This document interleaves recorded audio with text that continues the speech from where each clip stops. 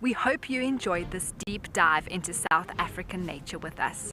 We hope these stories have filled your heart with peace, awe, and a deep desire to come and visit. If this safari spotlight has kindled a flame to visit Africa, you can visit wildearth.travel to plan your next dream safari trip. We'll see you on the next Safari Spotlight.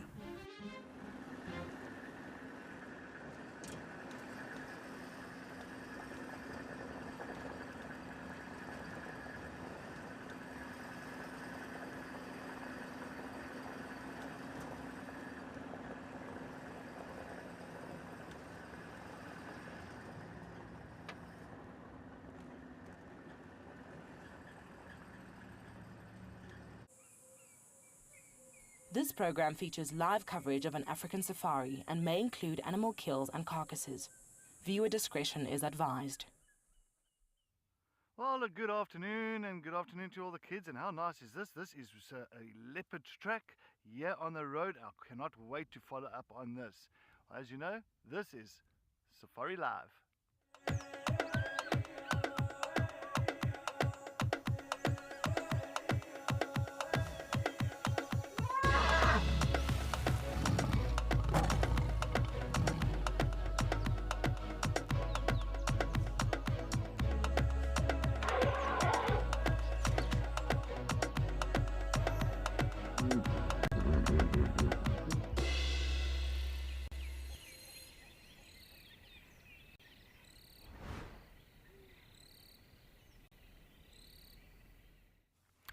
Well, what a great start for this afternoon for the kids' drive. And yes, definitely sitting here on a road. Got some lovely leopard tracks here, got some interesting things here as well. And well, I can't wait to follow up on this female leopard. Well, good afternoon to all the kids. My name is Cedric, and behind the camera with me we've got Muscles and Paul. And well, it's a lovely Thursday, and I'm coming directly here from the Northern Sabi Sands on a property called Chitwa.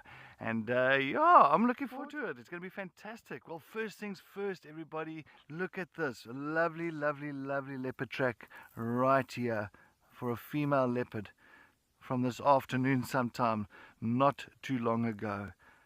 Well, if you want to know more about this, please send in all your comments and questions this afternoon to us. We are definitely rearing to go and try and answer as many comments and questions for everybody this afternoon. So it's going to be fantastic. So, a beautiful leopard track here. You can see the female leopard track here. I'm going to quickly draw the outline here. It goes there, 1 lobe, 2 lobe, 3 lobe at the back. And then she's got the 4 beautiful little toes in front there. There we go.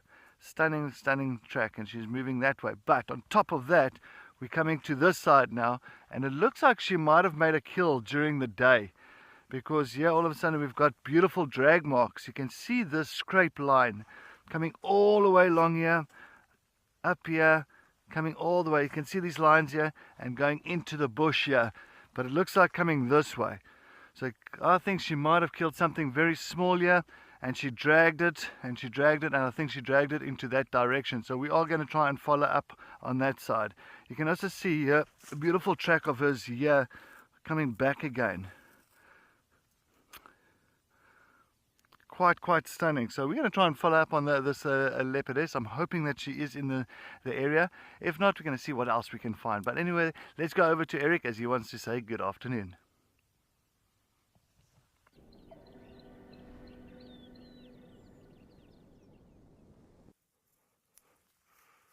Well, good afternoon, ladies and gentlemen, boys and girls. A very warm welcome to Mabula Private Game Reserve. My name is Eric, joined by Cam, who is on camera, and we are exploring this beautiful area. As you can see, I'm standing next to some very long grass.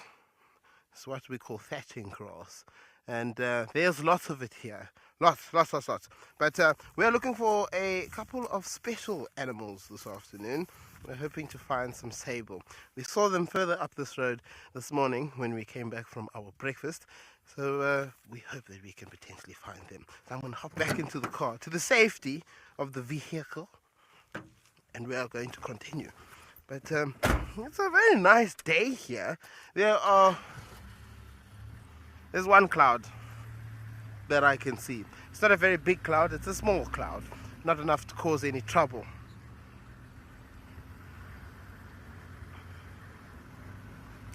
Oh, Christian, that's a good question. How many animals do we see in a day?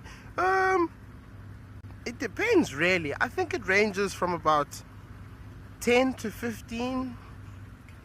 No, maybe less. Maybe about just under 10 different types of animals.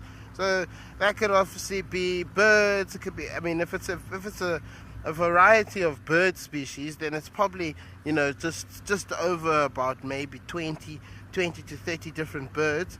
But if we're talking about mammals like antelope, we'll see maybe three to four, sometimes maybe even 5 different species of antelope in the day, as well as some other animals. So I would say we see maybe altogether, including the different species of bird, probably maybe see about 30 to 35 animals a day, which is quite nice. You know, here at Mapula there is lots to see, lots to do, and well, we're hoping that our lovely animals will come out for us this afternoon. So we're going to head and see if we can't see some, and if we can't find them in the place where we left them, then we're going to scratch around for some other animals. We'll go past some water holes, go to some new sections, and well, as we say, we'll just explore and see and find anything and everything. I'm quite excited. But it's a warm day. It started off quite chilly this morning, bit of frost around, but for now it's actually quite nice. There is a little bit of a cold breeze. It's not too much of a wind. You don't need it to be a wind, touch wood. But it's a big gust of wind that kicks up every now and then. But while we enjoy it and try and look for our animals, we're going to send you over to Leon, who is looking to say good afternoon.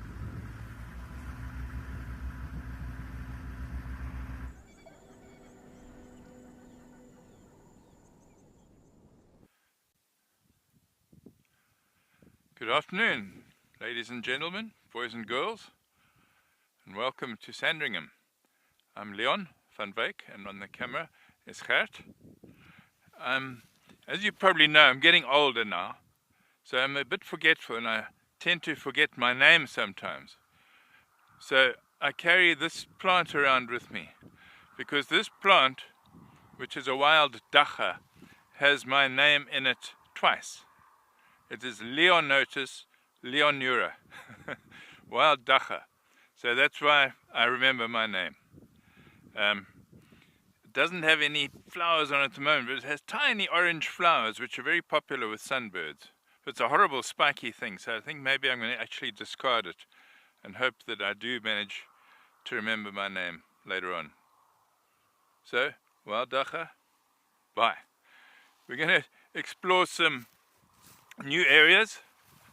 I'm going to try to get to a dam called Orpen Dam, which Gert told me about, so that's our plan. Water holes could always be a good bet, so it's a good place to start for the warm afternoon.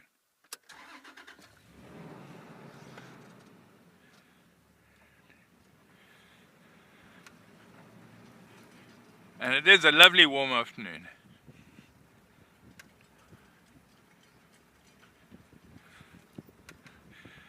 Gia, hello and welcome. Wow, that's a good question. How many tracks do we see every day? Some days you don't see many at all. Other days you'll see thousands and thousands. If you're looking at the road or at the surfaces where they might be, you've always got a good chance of seeing tracks. We've already seen lion tracks on this road, but they were probably from last night.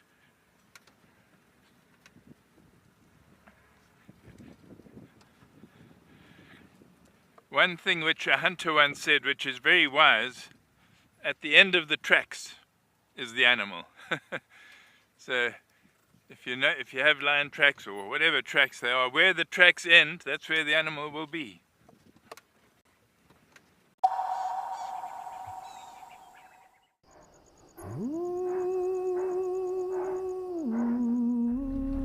Now this leopard that we're looking at is known by the name of Hlalamba.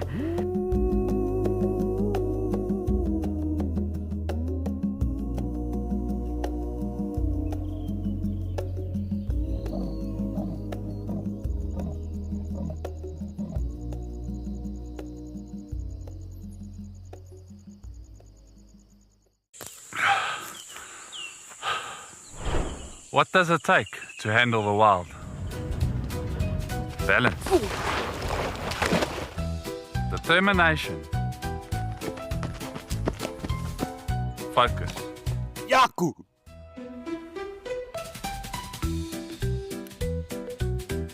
And gear that can take a beating so you don't have to.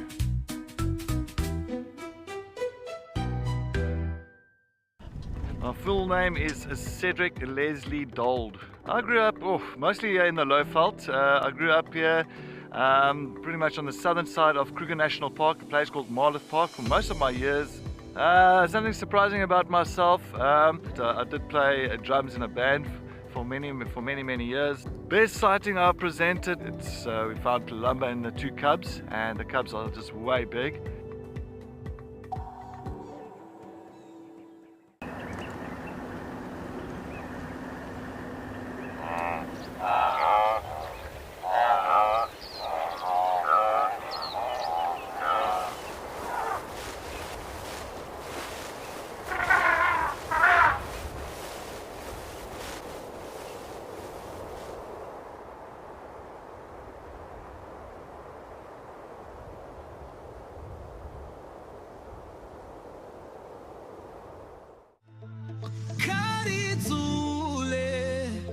Chidzana na tsima ra ntumbuluko Dzovukazi ya xitsundzuxo hosi ya rhumela. How cool is this?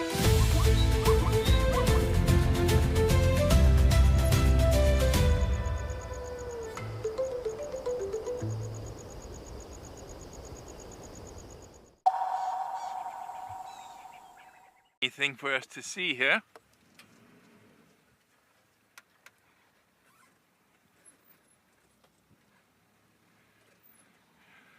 Well, we're going to sit here and look around for a while, but I believe Eric has had some success there, so let's go and see. Did he find a sable or did he not?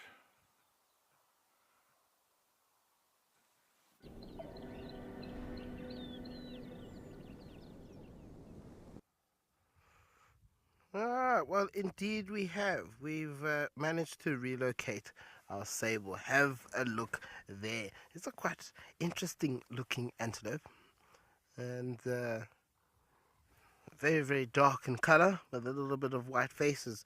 They actually remind me a little bit of the gemsbok, or the oryx as we call them. Also has the very long horns, except they don't curve as much. But since Leon was talking about numbers of how many lions there are left in the world, which is obviously, like he said, decreased, which is quite sad, the number of sable around at the moment is between 50 to 75,000 individual members left in the world. So not very many, but it's not a small number either. Now, we have, how big did you say? 15 of them? Yeah. It's about between 15, 20 sable in this particular herd. Obviously, we don't think all of them are here. At the moment, we can count maybe 1, 2, 3, 4, 5, 6, 7, 8, 9, 10, 11. So there were more, definitely more this morning than what we have here. Plus, must remember there are also babies that are lying completely flat on their backs there. A beautiful antelope that we don't always find, well, definitely we don't always find them here, but antelope that aren't always found all over Africa.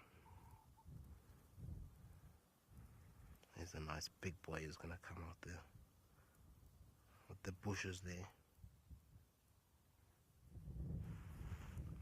I do like the grasslands, and usually the areas where you find sable roaming wild, no problem, is usually around Angola, not Zambia, tops of Mozambique.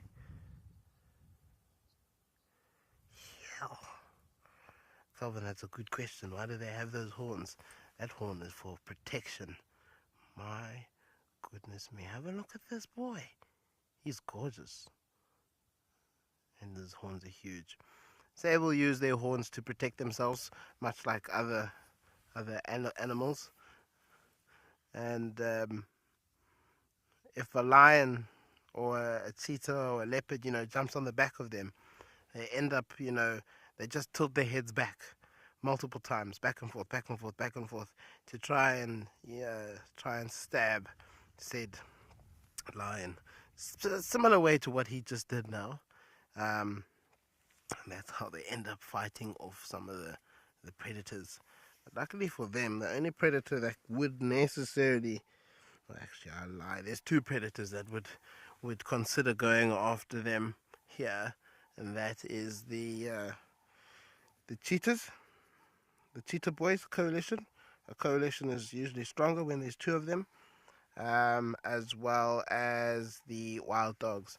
Wild dogs could single out one, try and take one down, which we hope they don't do, because these are magnificent creatures, absolutely magnificent.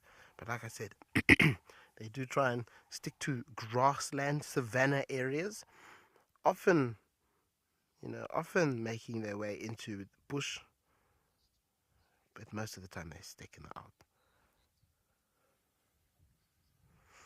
Because it's my understanding they get to about 20. I'll have to check up on that one for you, but I believe they get up to about 20. Most antelopes live to about that age normally. And sometimes when they live in captivity, they can even live for longer.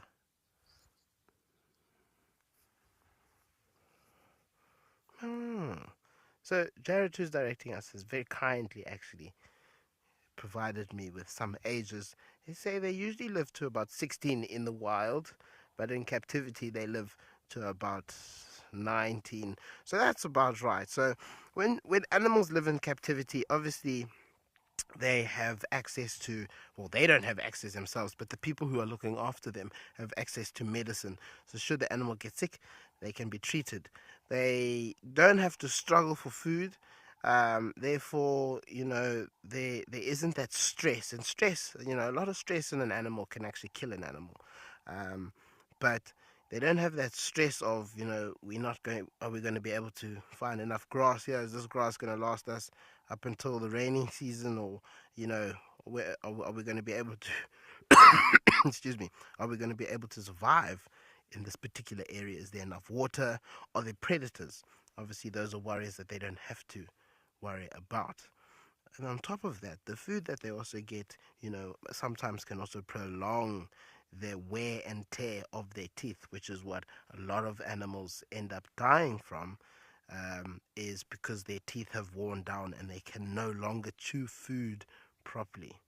They don't get to brush their teeth like every single day like we do. They don't brush their teeth at all, so they are susceptible to also rotting as well, but not so much. Anyway, we're going to send you over to Cedric, who's on a search for his leopards.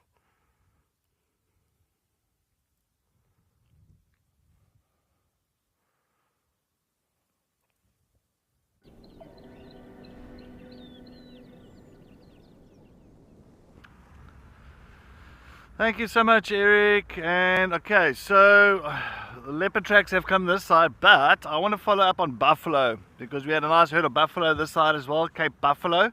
And I do hear a lot of oxpeckers making quite a racket that side. So oxpeckers is a bird that feed on the ticks and all the parasites on the buffalo. So a lot of them, I can actually hear them that side. So I'm actually going to try and do a little bit of a loop to see if we can find this herd of buffalo. It was quite a nice big herd, around about plus minus, I think about 150 of them in that herd. So let's go and take a look. I'm crossing fingers that we do find those buffalo. Hey. And they can move quite a bit. Usually in the morning they'll have a nice drink of water somewhere, and then they'll go rest for the day, and then you'll find and they'll move on again, and they'll go look for an area where they can start grazing, and maybe they might come back to that same water hole, or they'll go look for another water hole for a late afternoon drink. So that is exactly what we're going to try and do here, is to see if we can find these buffalo. It'll be fantastic. And there is a little calf amongst them, a small buffalo, a baby. And we're going to see if we can find that herd, and we can see if we can get that little baby buffalo there. Oh, always nice to have them around here. Always nice to see them coming down to these big water sources around the side.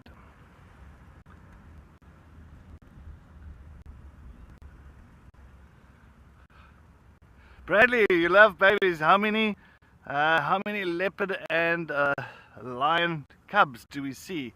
Not many. Well, at the moment, not many lion cubs, because we've been a bit of a problem having the lion cubs around because of other males and all that. But we've had some nice leopard cubs around recently over the last year and a half, which has been fantastic. And but we don't get to see too many of them because it takes about 2 years before the mother will go into heat again and copulate for another baby. So yeah, it's going to be nice. I'm hoping that we're going to get to see maybe this female leopard that we're following here now. She's got 2 one-year-old youngsters, 1 year old, so they're quite big already, but we can still call them babies. Let's call them babies. So I'm hoping we find her and those 2 youngsters this afternoon.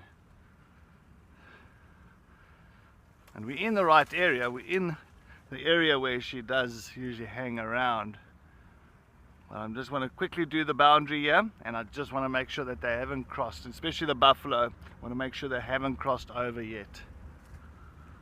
Because if they have crossed over then into another property, then it's... Alright, talking about that leopardess and her 2 youngsters, let's go and take a look at a beautiful highlight from this morning with Kuchava on screen. Alright everybody, looks like finally we found Kuchava, this beautiful leopardess. Hey my girl, yo, we've been searching for you the whole morning. And headed towards Chitwa driveway, and she is heading straight east into this block.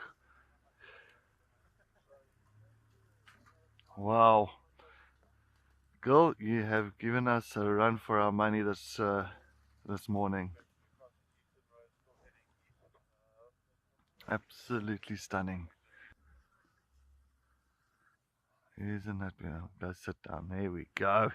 Lovely.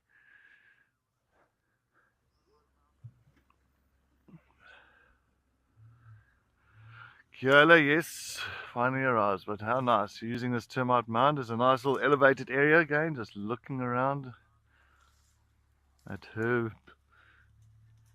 territory to see if any impalas, nyalas. There's plenty of impalas and nyalas in the area. There's plenty. No, she's like, no, I am going down. I'm done. Well, that was absolutely my amazing sighting this morning with that beautiful leopardess, old Kuchava. As you can see, she kind of just went right on top of that termite mound there and just having a little bit of a scan around. And she's been doing that quite a bit. She's actually been hunting quite a bit around this area now, because we've got not just her track, but it looks like the youngsters' tracks with hers here. Maybe she made a kill during the daytime. I did see that drag mark, but I couldn't find anything around there. So I'm hoping that we can find her a little bit later on. But very experienced female. I mean, she's around about 11 years old now, so she knows exactly what she's doing. So using that termite mound, nicely elevated, then she can look all over the show. She can see far on and to see if there's any potential prey that she can go for, as well as she's also going to start working out her route of movement. So fantastic, always nice to see her that.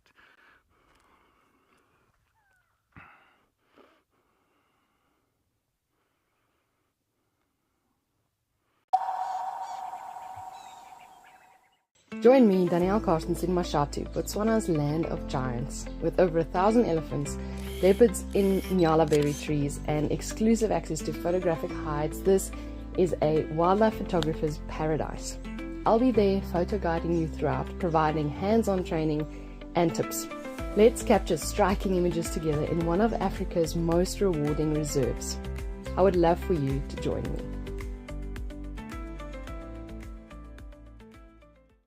Wild Earth Impact Foundation is a non-profit that uses the power of wildlife storytelling as a force for good. We create sustainable development projects that showcase conservation stories, empower people, and inspire environmental action. As a registered South African PBO, you can make a tax-deductible donation to the Wild Earth Impact Foundation. To find out more, visit our website. My full name is Cedric Leslie Dold. The best driver at Wild Earth, it is me. I believe I'm the best driver. I think so, because I've... Best part of my job, I say, is just to try and look out for these animals, track them down. I love tracking animals. I love looking for, fresh tracks, and if you can find them, it's just at the moment of accomplishment. If I wasn't a presenter for Wild Earth, I would be the drummer for AC/DC. Welcome to Safari Spotlight. We'll be And you pretend like you're a salesman, eh? Got no idea what's going on this reserve. Expecting the unexpected. Are we stuck down there? What am I trying to do? So we have another giant of Mabula. That was incredible. This is unbelievable. It's going to be a spectacular afternoon. Are you ready for the adventure of a lifetime? Wild Earth Travel's newsletter is your passport to a magical journey. Explore exclusive travel options featuring special offers at stunning Wild Earth locations and all hosted by your favorite presenters. Don't miss out. Head over to our website and subscribe to the Wild Earth Travel newsletter today and stay in the know on all our unforgettable adventures. Wild Earth Travel, where Africa comes alive.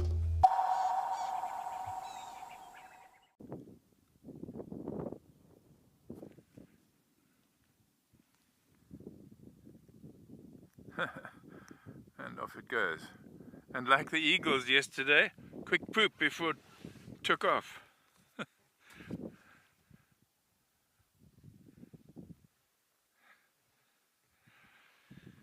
Okay, we're going to carry on moving. I just want to see what that is in the distance, but let's go to Eric and see what's going on with him hiding in the grass again.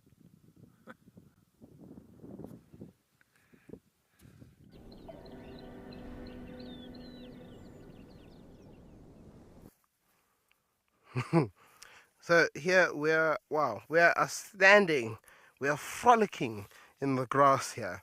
And this is what I was talking about earlier. This is what we call thatching grass. Now you can see behind me it gets really, really thick, and this can be a blessing for some animals, and it can be an absolute problem for others. The animals that it's a blessing for are the ones that are trying to conceal themselves. So those are predators. The predators might use this grass to their advantage, to, sneak around, try and get a little bit closer to their prey. However, they can't necessarily see over the top of it, like some of their prey can. Giraffe will be able to see over the top of this grass, where they can look and go, oh, there's a lion. Okay, I'm just going to run away this way. I can still see the lion though. Whereas something like an impala or a blessbok, sometimes maybe even the sables, might not be able to see the lions or the cheetahs or the leopards stalking through this grass. Now, thatching grass is very good grass to have on your property should you have a lot of water.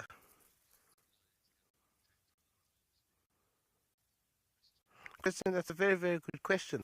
Lions have retractable claws because they use them for specific occasions. They will use them when they want to obviously catch an animal, and the animal is trying to get away, and they don't want the animal to get away.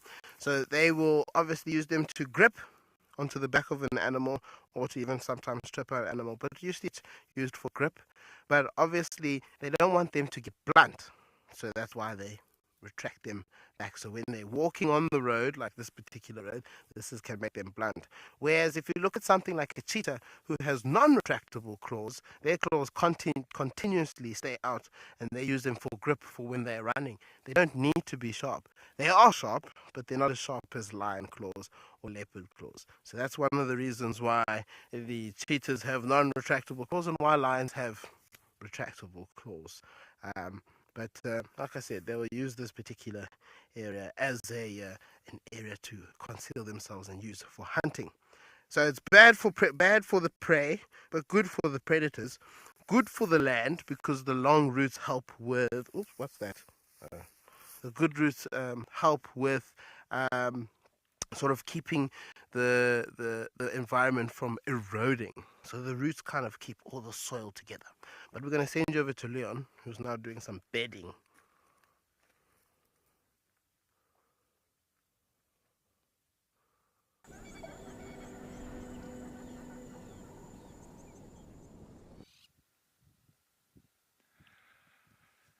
We haven't gone very far yet. We're still in this very open, fairly bare area. Just watching some crowned lapwings. Used to be called crowned plovers. Very busy birds. And they get very aggressive if something threatens them, or because they lay their eggs on the ground, out in the open. Look at that one running.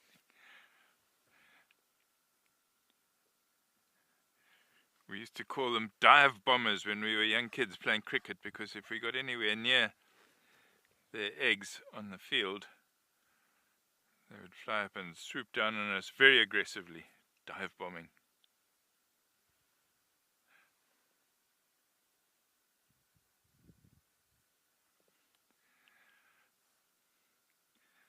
The first time I did live TV game drives, which was 25 years ago,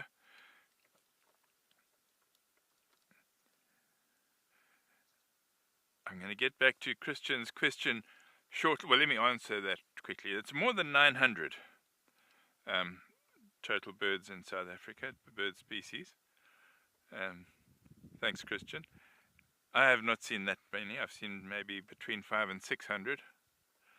But the first time I did live game drives for TV 25 years ago or so, we had to... The signal, you needed to have line of sight with a particular tower. And I have told the story before, some of you will remember it. And there was when they were crossing over to us at Mala, there was a herd of 400 and something buffalo on the airstrip, right high ground. And I thought, perfect, they're coming over to us in 5 minutes. These buffalo are going nowhere. And we can talk about buffalo for the half hour that they were going to be with us. Well, it was maybe less than half an hour. But just before they crossed to us, all the buffaloes moved off the airstrip down a hill into an area where there would have been no signal whatsoever. And I was left on the airstrip with no buffaloes, and I needed to suddenly give a live talk on whatever there was. And all there was a few lapwings. I think they were crowned lapwings and maybe some blacksmith lapwings. So they kept me busy having to talk about them for a while. But we'll leave these lapwings to do their thing. I love them, they're great birds. And we'll carry on driving towards more waterholes.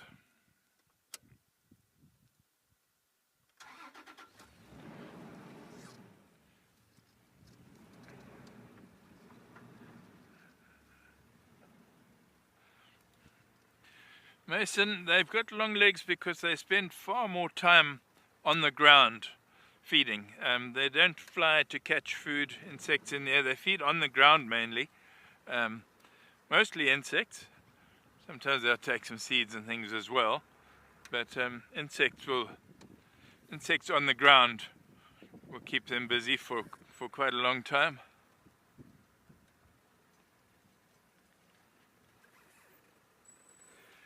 Just coming out onto a main road, and we'll be crossing a river shortly. And Mason, they also lay their eggs on the ground, just in shallow scrapes. Sorry about the bumps, rather a corrugated bit of road.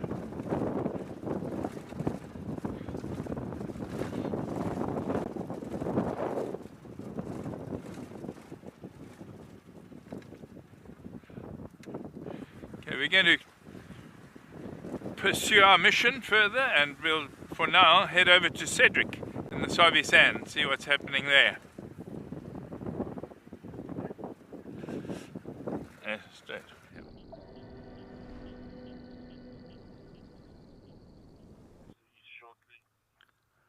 Well, this is so nice, having a nice young female Nyala.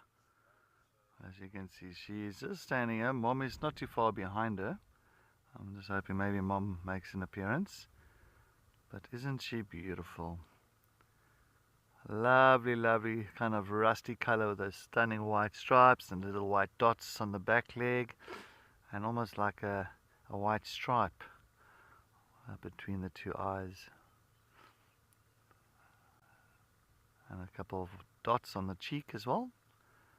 But aren't they beautiful? And you'll find that these antelopes spend most of the time in a very thick stuff. So she's just popped out from a tambuti thicket to come and take a look around here. Really showing off for us.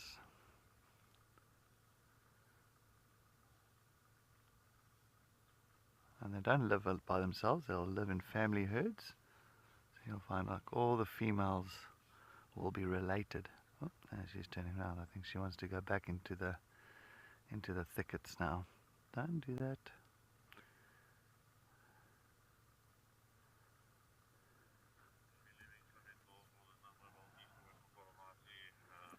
Oh, no, she's gone straight in there. Oh, and Mommy's coming out here now in front of us. Okay. That is nice. She's going to make an appearance very shortly there. Slowly but surely. There comes Mom.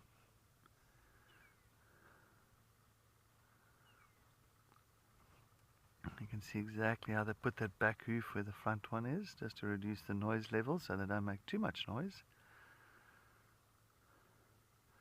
And you've got the youngster following Mom.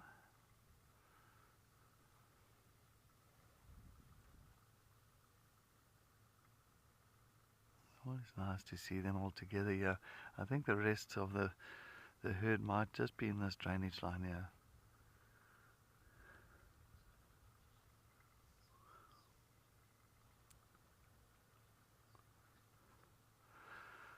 Gee, yes, it's a lot of fun. It's nice driving the vehicles, indeed.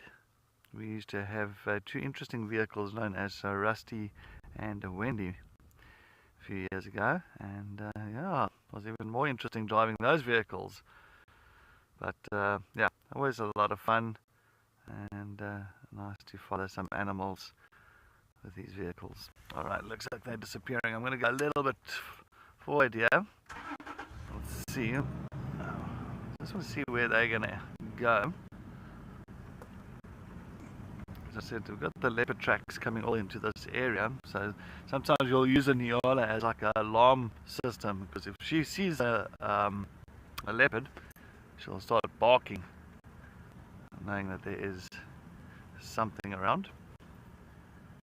Let's just see. Oh no, she's just changed position there.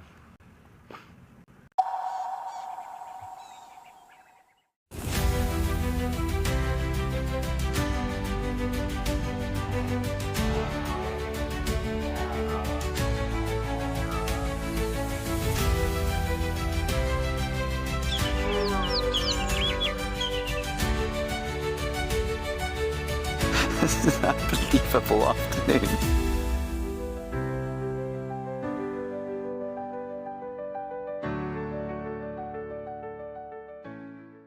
Wild Earth has launched a special fundraising drive for our non-profit, the Wild Earth Impact Foundation.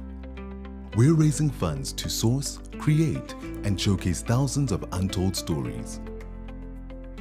Stories that spark real action in conservation and social impact.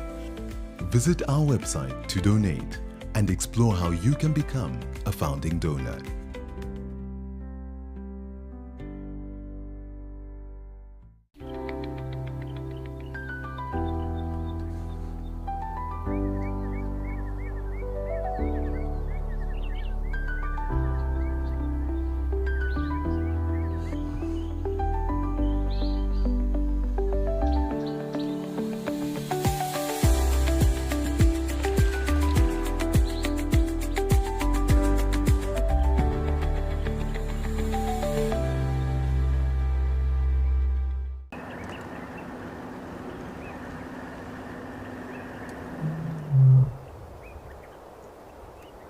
So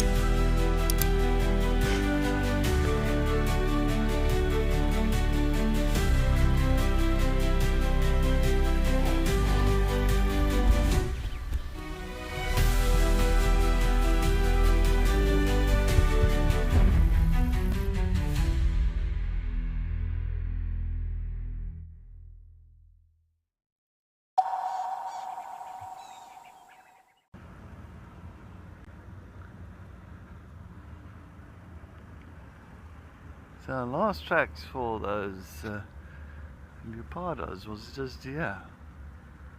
As I said, I was just at the inflow. They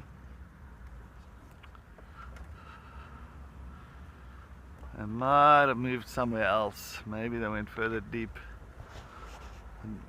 and deeper into the drainage. But then we'll quickly go and investigate. While we do that, let's head over to Eric to catch up on what's happening now up there in Mabula.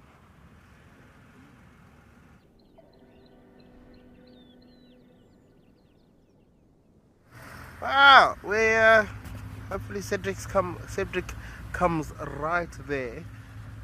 Nobody at the dam. We are, well, we're heading now in the northwest. I think northwest. We're heading in the northwest direction, and we're gonna go and check some other open plains out and see what animals are there. Maybe go past the dam or two.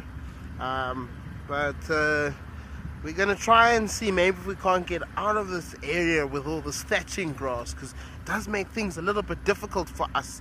Is that the road? I took a wrong turn. No one behind me.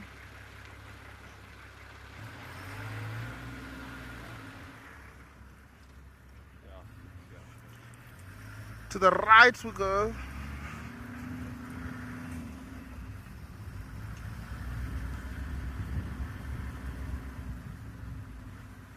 Why am I wearing a? So I'm wearing this jacket because it's a little cold. It's a little bit, not too cold. It's a little nippy, shall one say. And I don't want to be shivering while trying to talk. It doesn't work. Yeah, I'd like to stay warm. There's another jacket that I will be putting on over here once it gets a little bit colder. But for now, a nice jacket like this will work. Oh, we've got visitors, people coming up. I shall turn off the road for them. Oh no, they're coming.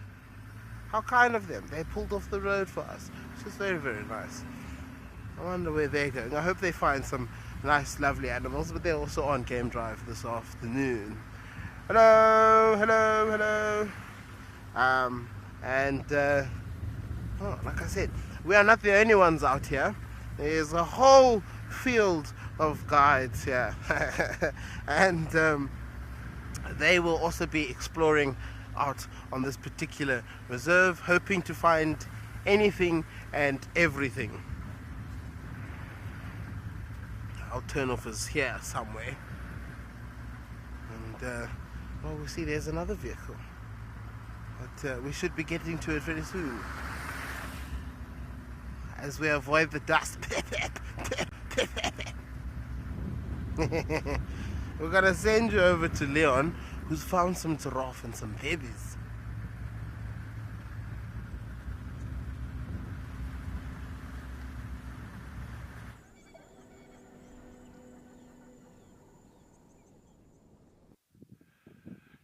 Oh, hello again. I was just about to get off the vehicle and walk around a bit and look at things, and there's two baby giraffe popped out. So I'm going to stay right on the vehicle for now. Not unusual to see babies, a couple of them together without any adults in the immediate area. Sometimes that happens when the adults are busy feeding. They might leave the babies unattended. These babies will still be suckling from their mothers, and I say mothers because they're not twins. But mother will return, or someone will return and check up on them later. But these are the first really little ones we've seen in the last couple of days here. Rather delightful.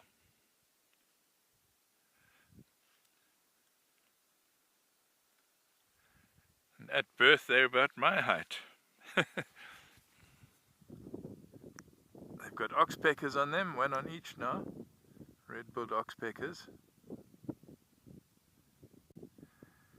It's too soon to say for sure what gender these are, but I suspect the one on the right is male and the one on the left female, just by the shape of the little ossicones or horns, not real horns, but the females ones tend to be more parallel, whereas the males tend to be more outward facing, but that's not a 100% strict rule. So cute.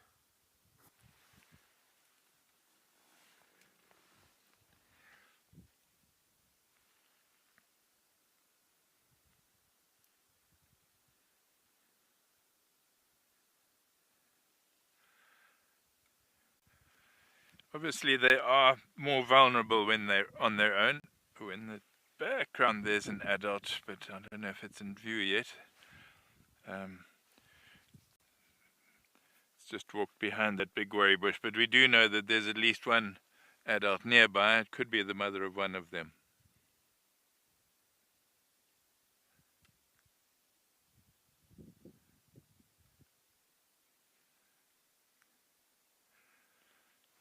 She's about to emerge into your view, or her feet are anyway.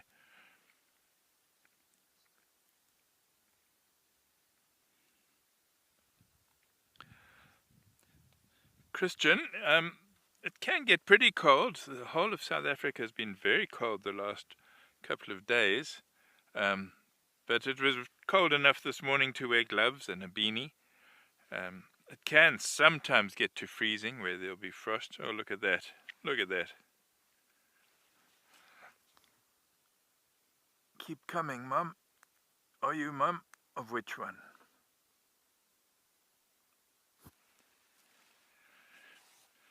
But we're actually blessed, Christian, with the weather we have here in winter in what we call the Lowveld. This part of South Africa, very mild, beautiful days.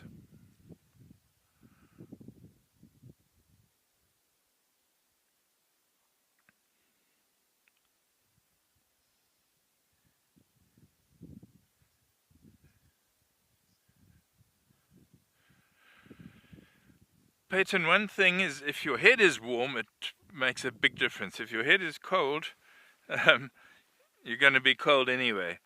So I put a beanie on in the morning, keep it on for as long as I need, but then take it off again. Warm, yeah, head warm with a beanie, put a scarf on if need be, a good jacket. Nice cup of coffee at the beginning of the morning first as well is always good.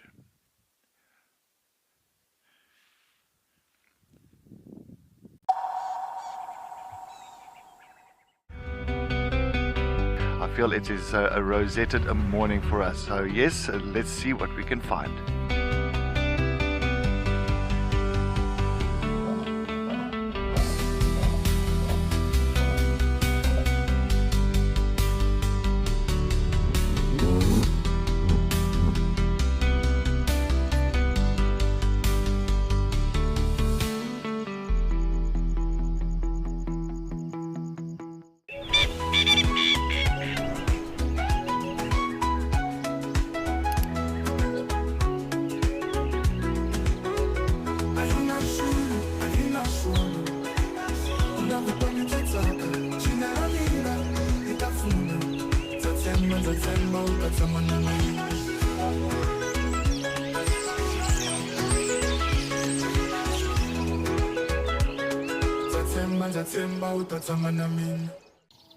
I get to wake up every morning and go out there and look for cats, I get to create my everyday safari for myself.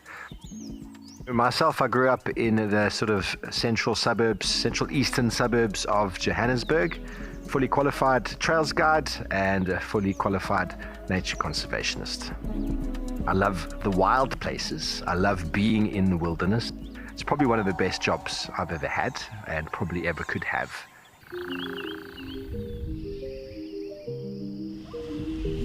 This is what they call a shambi, a family, a whole herd of elephants.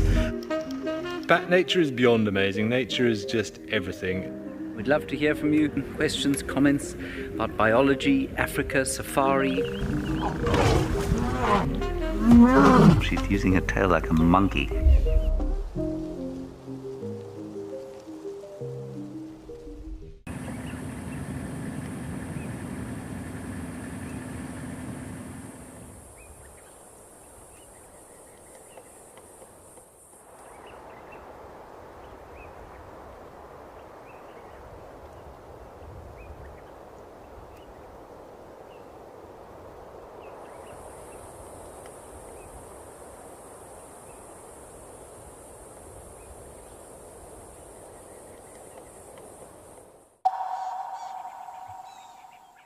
Chasing the flies. That's probably the main function. Maybe sometimes they'll chase the birds that are around them as well if they're bothering them, the oxpeckers. But mostly to chase flies.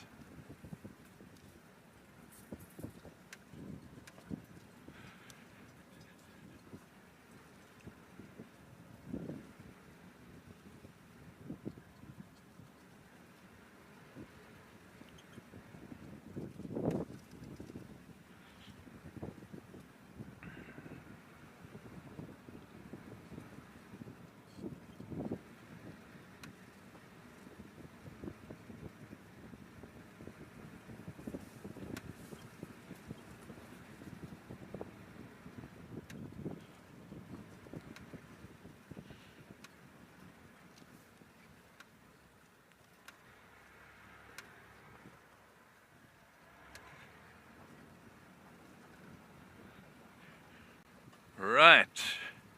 Oh, there are some old lion tracks on this road, but they are old. We're not going to follow. So let's go over to Eric, see what's happening over there in Mabula.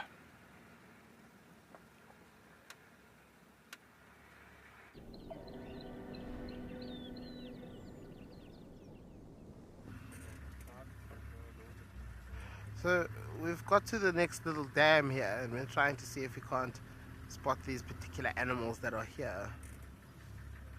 Alright. What a beautiful little dam. This is very, very nice. I like how green everything is around it, how lush it is, long grass. And lying on the banks of said dam, there are some hippos. I think there's about maybe three hippos. Did you see how many there were? Okay. There are definitely a few hippos here. And these hippos are obviously just taking in the sun. Obviously the water must be quite cold. Hippos tend to sleep quite a lot of the day as well. But sitting on a rock in the very distance with a beautiful reflection on the water is a grey heron. A grey heron. You can see all the birds generally tend to perch on that particular spot, or on that rock you can see all the bird poo there.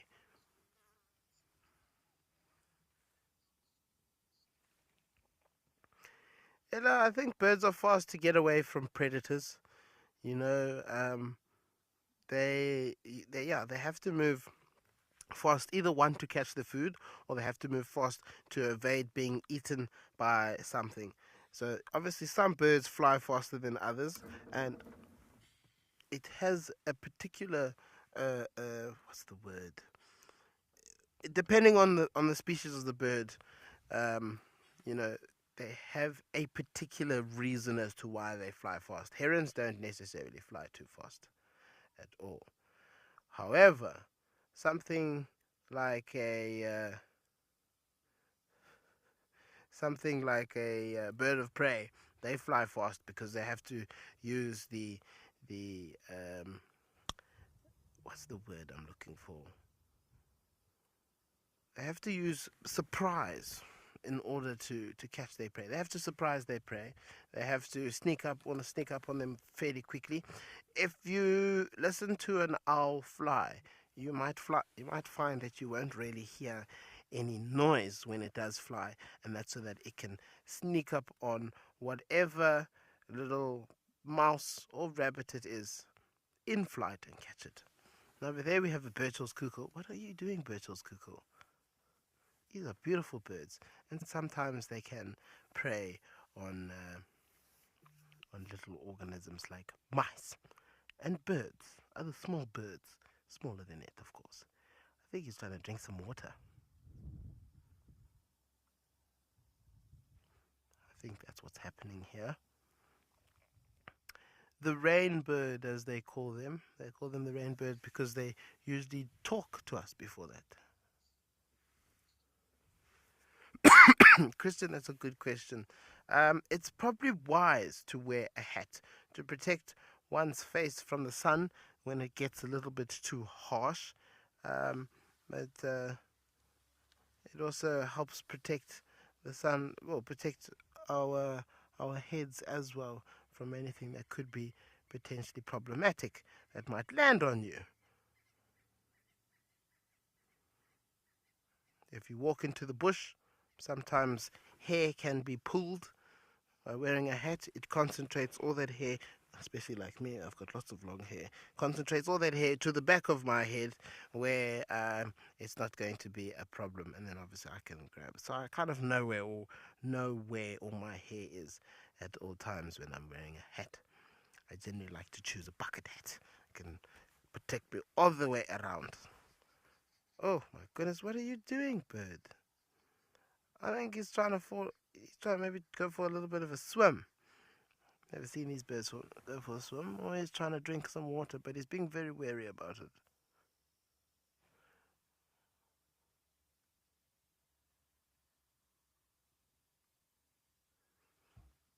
I highly doubt there is a nest of any form there. But he hasn't disturbed the hippos, but we're going to send you over to Cedric, who's got a bird of prey.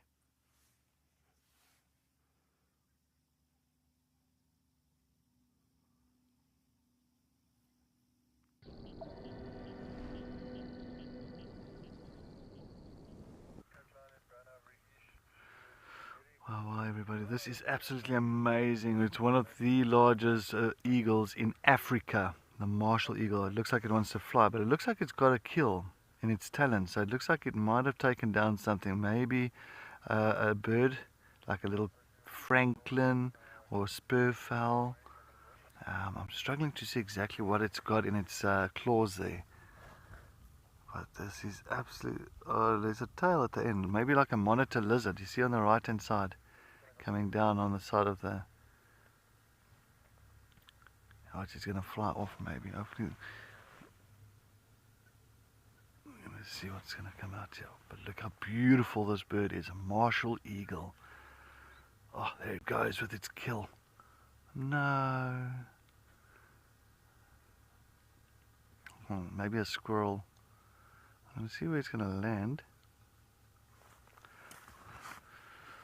Alright, boy, let's go a little bit down. Let's see if we can find it again. Yeah, it might have just gone into one of the other little trees here.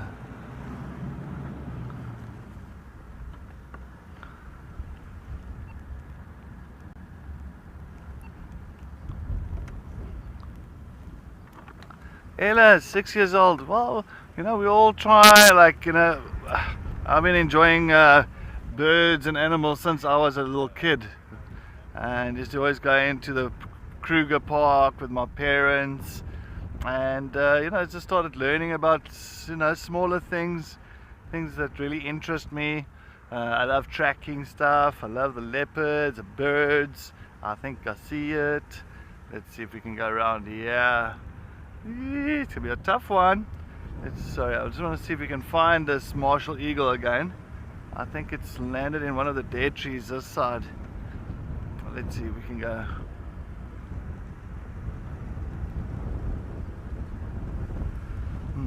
Just want to say thank you so much to Shitley Elementary School for joining us this afternoon. It was wonderful, and I'm hoping that you guys enjoyed it just as much as we did. And yeah, now we are going to continue with our normal program and normal safari. And let's see if we can find this marshal.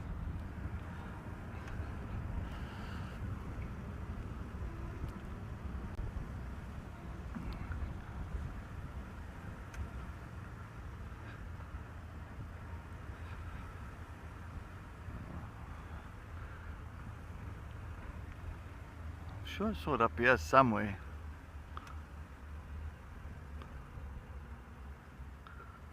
It's not going to fly too far, especially with a kill like that in its talons. It's not going to. I don't think it's flying too far off. But let's see. There's a bird there. There's an eagle.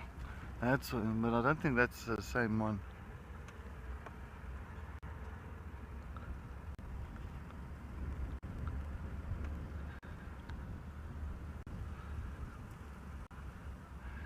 Julian, it was. I'm going to try and sneak around here now. Oh, I think I see it.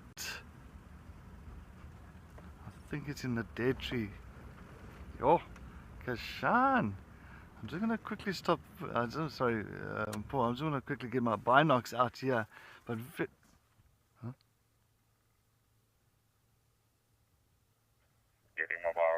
I heard something funny there. Okay, let's just quickly take a look there. I hear it. I actually hear it this side. Let's go forward. I hear it. I was like,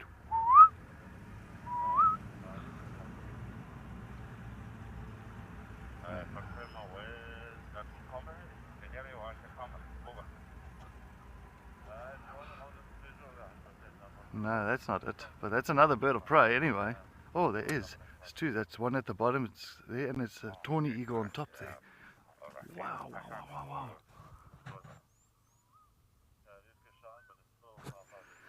That is amazing. Now, that's a tawny there, and on the marshal, and on the top there's a tawny there. Yeah, oh, wow, wow, wow.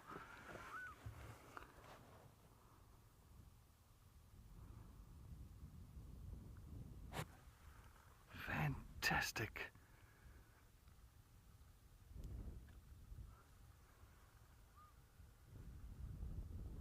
I think it's that young tawny eagle that every time we get to see that young tawny eagle around this area. I think we saw it this morning, and now we see it again, and it's just watching the martial eagle busy devouring that kill.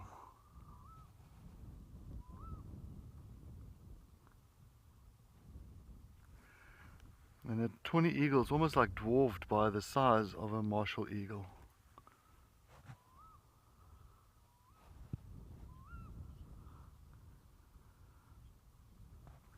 Brendan, the raptor showdown now. I don't think that tawny eagle will do anything to that marshal. First of all, it's a juvenile tawny. And second of all, that martial eagle definitely is bigger than a tawny.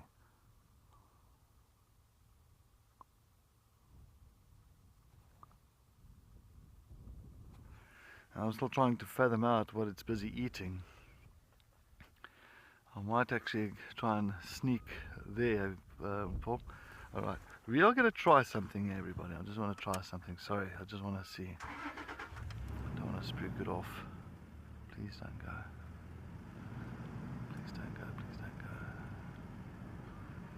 I think maybe from here we might get a view. No.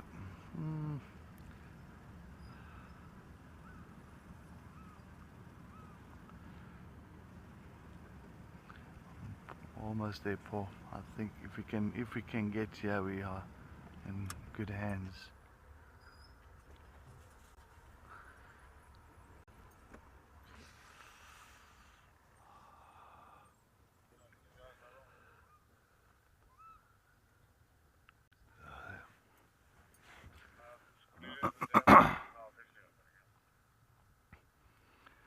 area. No, it's absolutely wonderful to see these different eagle species that's in the same tree, tawny and a marshal.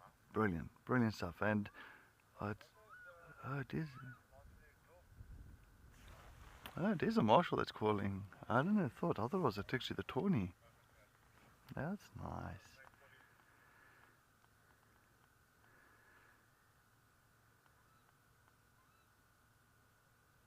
Now we hardly ever get to hear a martial eagle call.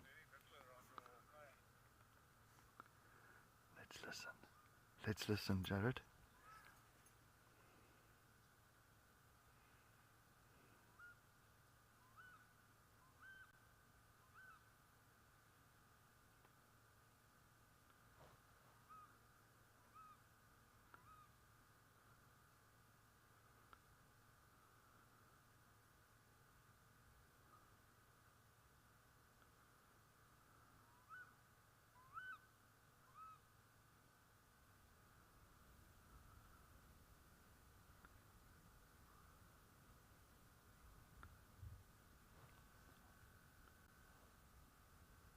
This is amazing.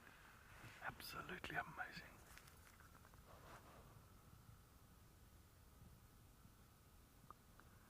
No, Jared, you don't understand. You hardly ever get to hear a martial eagle calling.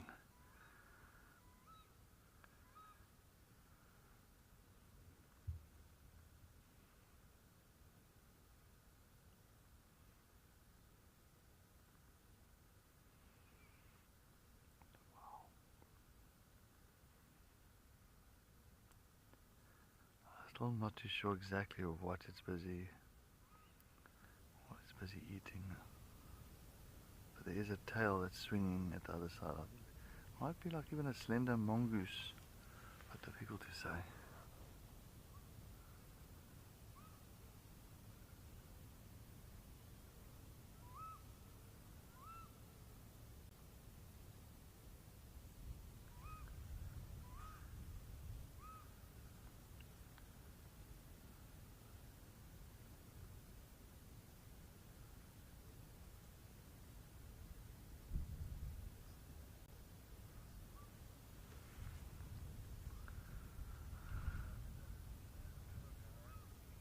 Bee, I know this is some amazing bird sightings, and this is to me one of my favorite sightings for a long time when it comes to bird sightings. This is absolutely great stuff.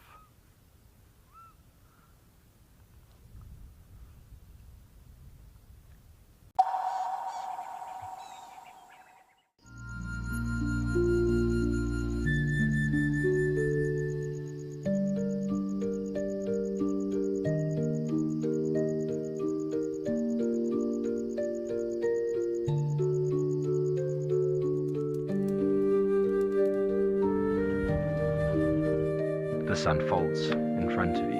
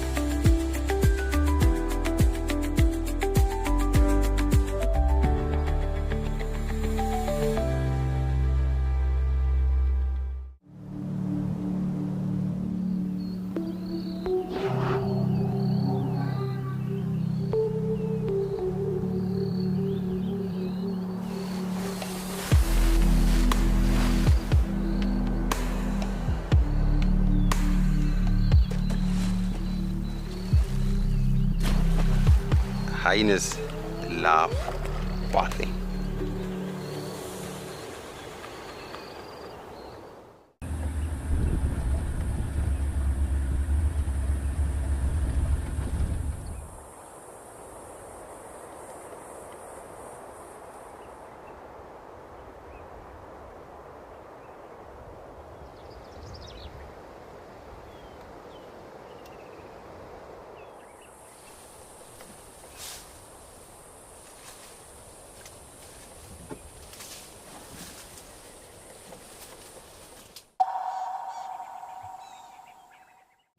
and dig those talons in as deep as possible.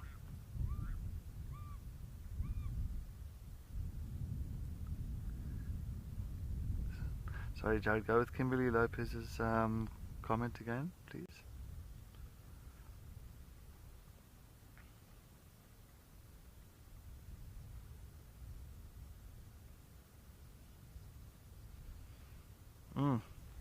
Nice, Kimberly Lopez is your favorite eagle. Yeah, they are absolutely, they are stunners. You can't, it doesn't do it, I was going to say justice by actually looking at it on screen. You've got to see it in real life and be on foot, and like, it is amazing, and you'll actually realize how big they are. I mean, a wingspan of about 2.2, 2.3 meters. I mean, that is just huge. Anyway, well, we're going to sit here definitely and watch what plays out here. I think let's head over to Leon as he's off the vehicle.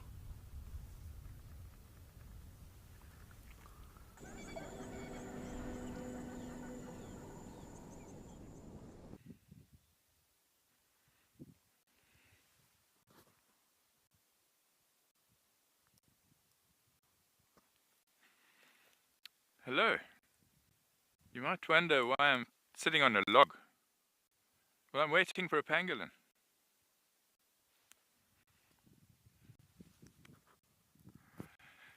A number of years ago, I was on a staff drive at Singita. I took one of the other guides, a female guide by the name of Andy, and several front of house staff on a little game drive because the lodge was not full. We didn't have so many guests.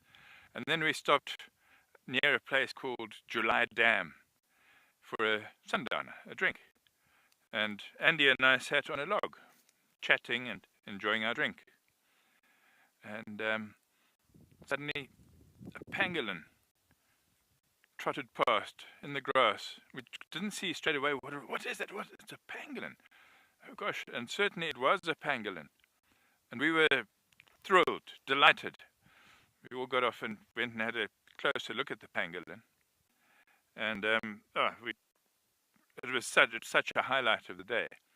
And after that, I mean, Andy and I were very good friends, and she then started calling me Pangolion because my nickname was always Lion, and I started calling her Pangolandy, and to this day we still call each other Pangolion and Pangolandy. Yeah, pangolins. I was so lucky with pangolins. I think in my career, full-time career, I probably saw 30. So I think that was the most recent one that I saw there, and very memorable one it was too. Anyway, we on a big termite mound next to, on the termite mound is a massive tambuti tree. You saw that earlier, and there shouldn't be any more debate who is here first, the tree or the mound. And certainly the tree. The tree was there, and Terry's expecting a pangolin now. Well, I see a friend nearby who we've seen a couple of times before, but it's not a pangolin, it's an elephant with a tusk that curves under the trunk. I don't know if this quarry might be in your way, but long enough cable? It's just over this. Should I bend the quarry?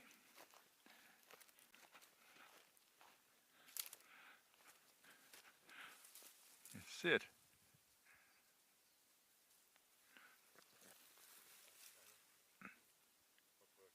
Okay. Sorry, there is an elephant down there, but it's just too far for her to get the camera to reach it there. Anyway, speaking of pangolins, let's go and look at the last time there was a pangolin shown on Wild Earth Live, and I think it was in 2022.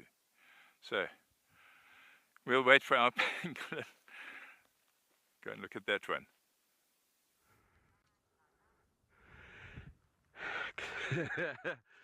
You got to be kidding me. Bang, bang, the sighting of the decade, guys. The sighting of a decade. Pangolin. I've got goosebumps all over my body. Bang, panda actually spot. Okay, let's go a bit closer. We don't want to disturb it, but this guy's super chilled. I am shivering. This is insanity. This is absolute insanity. My first pangolin at Brightlands ever. You got to be kidding me.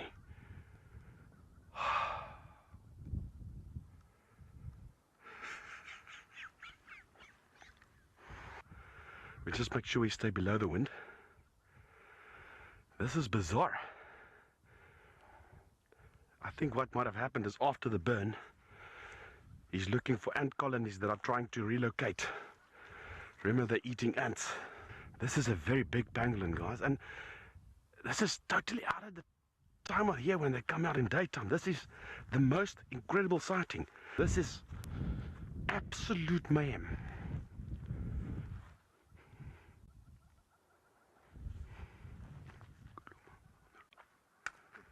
Alright guys, I know we're on a borderline signal area, so just apology for the small breakups. Normally we'll move away, but this is too special. We are in the African bush. We're going to try our best to stay with this animal.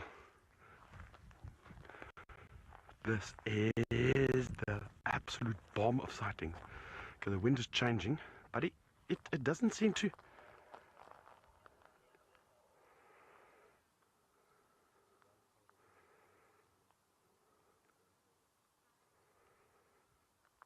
Unbelievable. Oh, how jealous am I. It's on my list. It's on my list of animals to see. The pangolin. Oh, we'll be looking. Funny enough, we were Cam and I were talking to some guests that were here. I don't know if I think they're still here. But they showed us a picture of a pangolin that they saw actually here in Mabula. I think it was like 2 or 3 years ago. So hopefully, said pangolin is still around. Hope and pray. But very, very rare animals to come across in the wild, and always very special sightings when you do see them. So. I'll be waiting, pangolin, if you can hear me. I'll be waiting. But now, anyway, we're on the move. We are now moving to the different section of the reserve where there's not as much thatching grass. As you can see, there's thatching grass there. But the more we kind of head further west, the less of it we see, which is quite nice. I'm rather looking forward to it.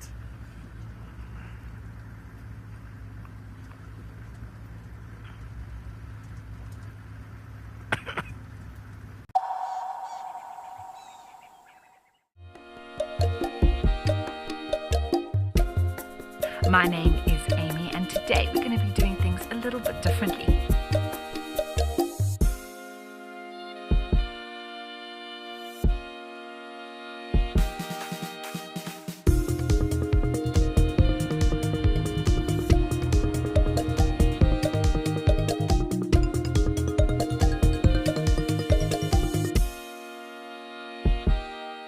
At Wild Earth, we believe every story has the power to create change. That's why we've launched the Wild Earth Impact Foundation, a non-profit dedicated to conservation and social impact. By showcasing conservation stories, we can change lives, protect nature, and empower communities. We have partnered with Empowers Africa to accept tax-deductible donations from US donors. Your donation will help fund critical programs that support our mission. Join us and be part of the change. My full name is Mpho Muthusi Tikani. I grew up in Soweto. My first animal that I filmed said dog. Okay, no, wait. My first animal that I filmed, I think it was an impala. Best sighting ever, I would say it was actually this year, 2024. But it was this Cedric when we had Mulwati and TP on a warthog kill. I think we have to cut it.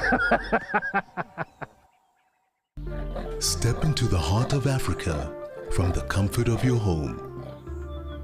Female leopard tracks over here. Join our expert guides for a live 3-hour safari where every moment is real, unscripted, and unforgettable. Ask questions. Animals rely on their senses. Share your thoughts and be part of the experience as we explore together. Safari Live. Every month, something wild lands in your inbox. From rare sightings and behind-the-scenes secrets to expert stories, seasonal changes, and exclusive travel opportunities, the Wild Earth Journal is your free monthly mailer, packed with the magic of the wild straight from the field. It's fun, it's free, it's full of surprises. Sign up now on the Wild Earth website.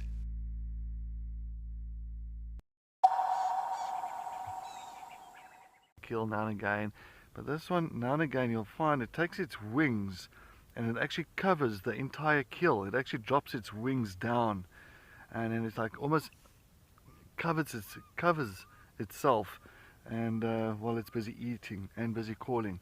Now as well, I can't understand why is it calling all the time. Is it calling for its partner to come here? No clue. So this is definitely something new for me. I mean, maybe some top birders have seen this before. Maybe John Kinghorn, he is a huge birder, and he might know exactly this behavior. But very interesting. You can see that even the primary feathers have dropped down while it's eating. Maybe just to kind of keep it out of sight of other birds. No idea.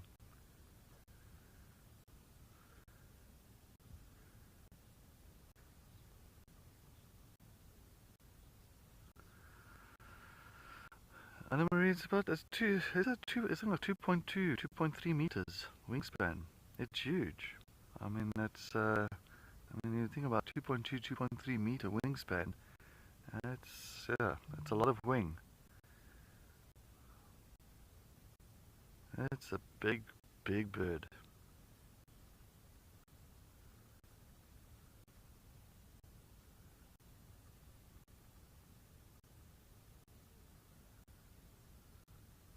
You can see he's trying to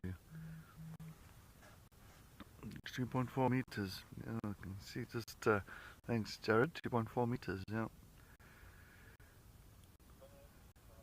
And you can see, unfortunately, you can't see the beak nicely now, but it's got this very kind of sharp, hooked beak, built perfectly to rip that meat apart.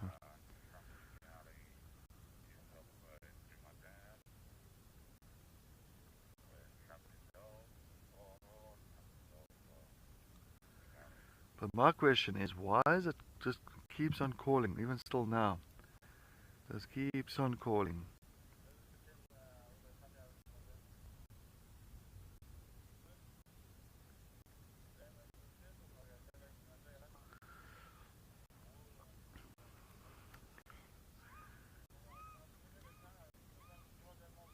Oh, canine gull, I got no clue. I mean, honestly, as I say, I've hardly ever heard a martial eagle call. So, for me, this is it calling maybe because of the offspring?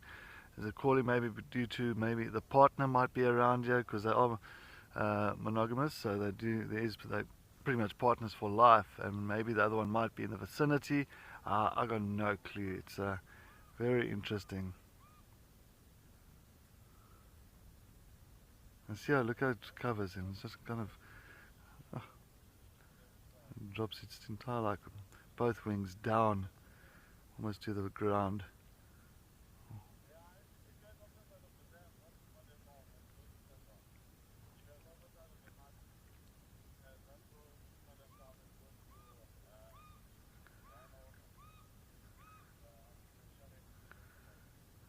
And look at that face. Whoa.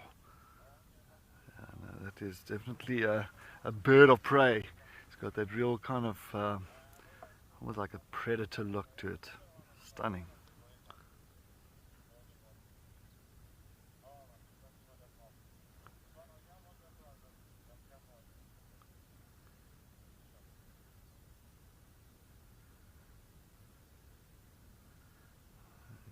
He's devouring that kill very quickly.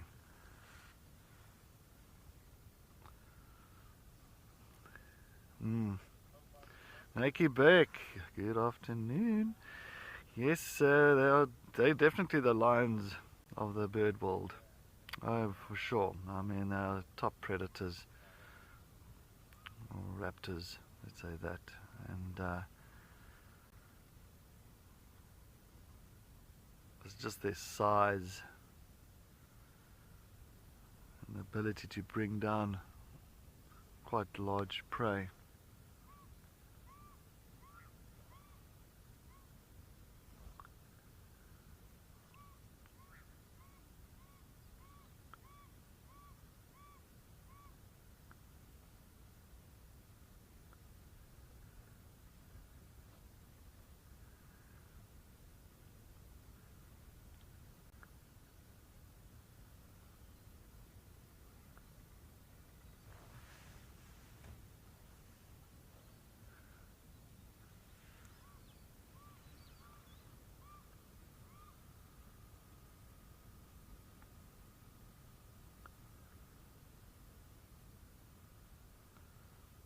That's why it's one thing, it's so amazing with the nature. Nature always really delivers different things every single day. You think you've seen it all, and then the next moment something new just pops out. But anyway, while we are going to still sit here for sure, I think let's head back to Leon as he has caught up with those elephants.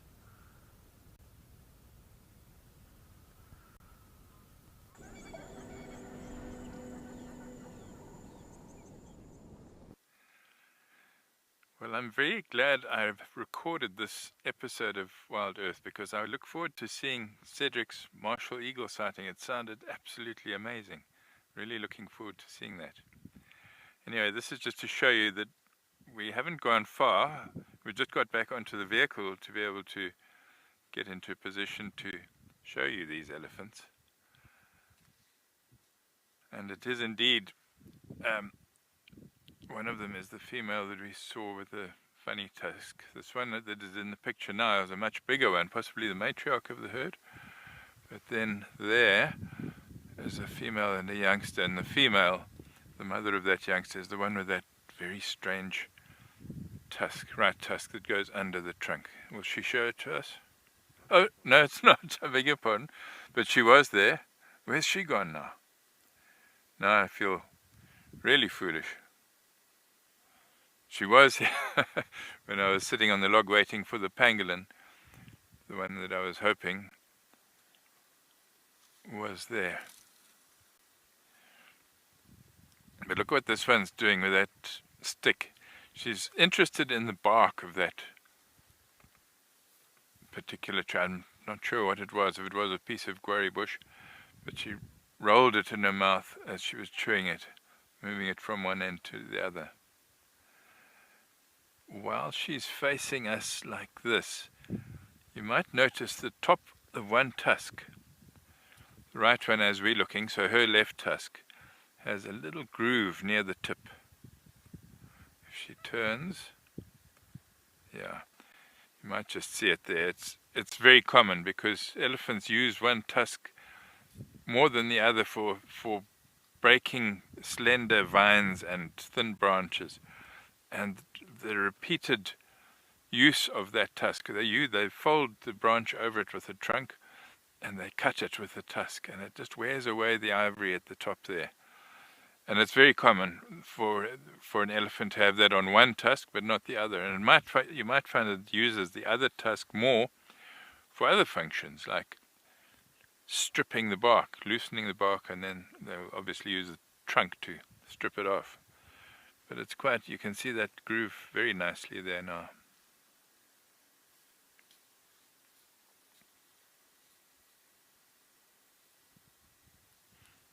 But I promise you I wasn't making it up about that one with the right tusk that goes under the trunk that we saw yesterday. She is here somewhere in this group.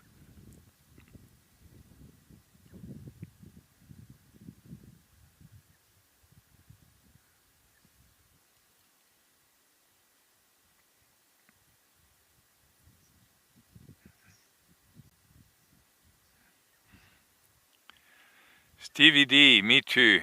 Always, always very happy to see elephants.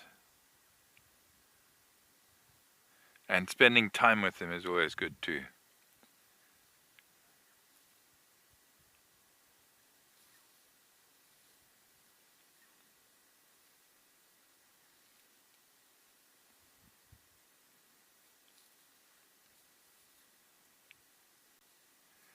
Lovely light right now.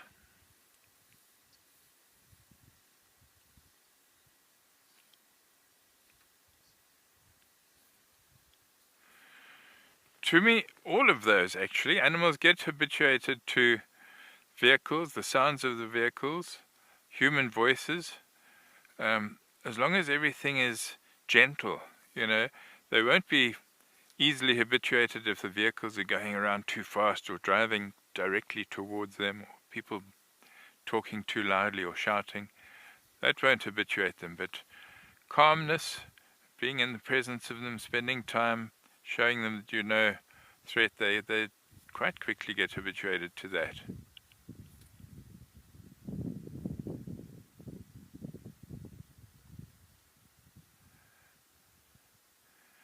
And I definitely believe that elephants do get to recognize some of the people in the vehicles that they encounter quite often.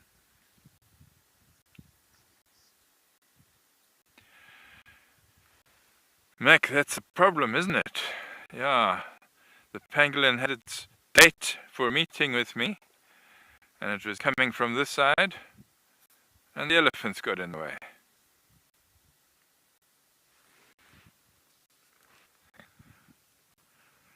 Elephants! Ah! When the pangolin was supposed to come here, now we have to look at elephants. Elephants are actually more fun to watch than pangolins, generally.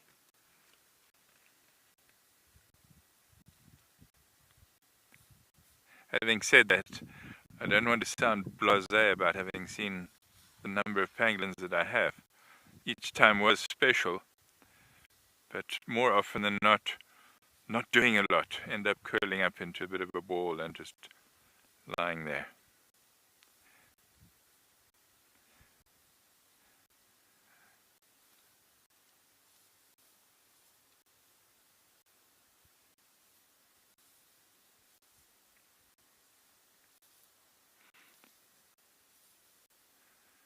This lady is getting closer and closer to us, but she's very calm.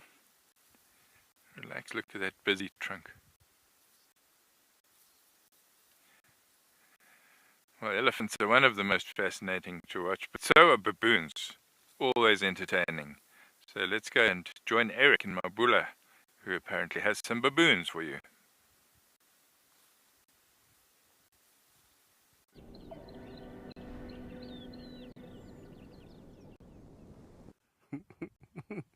we found one baboon here. Now you notice his bum is on the branch below, but he's got, I think it's a he. I'm pretty sure. No, I think it's a she. She's got her feet up on the branch where her hands are as well.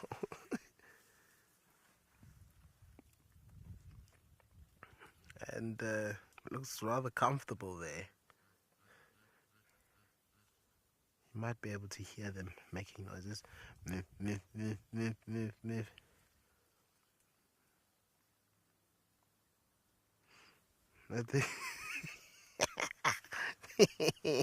Oh my goodness.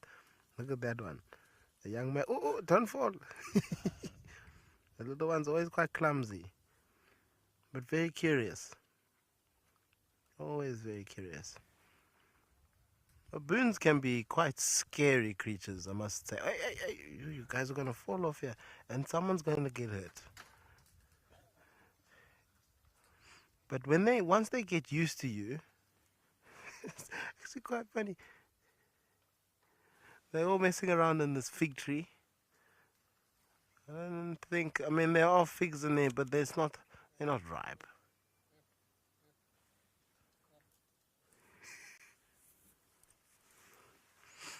This is the type of sightings with baboons that you want to see, where they don't care about you. They're just playing around. They're doing their thing. They're minding their own business, you know, much like we are.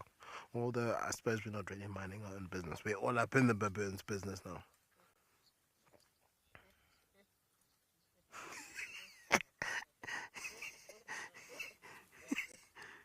Oh, Kate. It does look like it's velcroed. The baboon has been stuck there since we it climbed up and has been in that same position for quite some time now. Oh, bless you. Someone sneezed. All these little babies are all up in this tree now, investigating us. Who are these people? What are they doing? They look like us, except they don't have fur. We do have fur, it's just not as much fur as you have.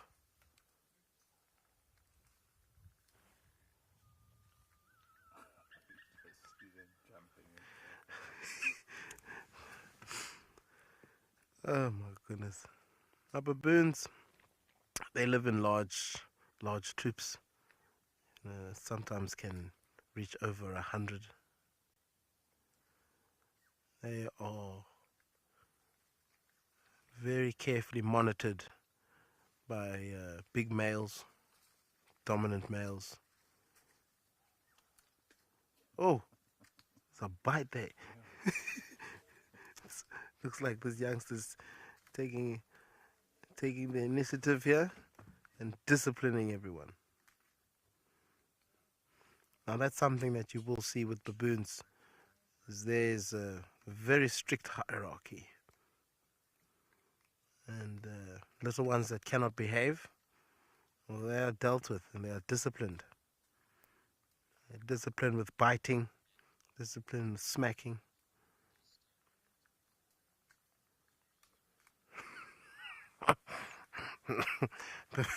Mac, so you've had your water bottle stolen by baboons. Sure. I think, you know, especially for the people who live around Cape Town area, if they got a rand for every item that a baboon has stolen from them, I'm sure some of them would be millionaires, maybe even billionaires. Baboons are very cunning animals, very sneaky animals, and learn so quickly. There's just too much going on here. He's got, oh my goodness, it just jumped out of nowhere, almost landed on that big baboon. That's the one that's taking the safe side, sitting on a branch. Be careful with that branch there, because if someone comes and sits next to you, you are not going to enjoy it. They're going to land all over you and break that branch that you're sitting on.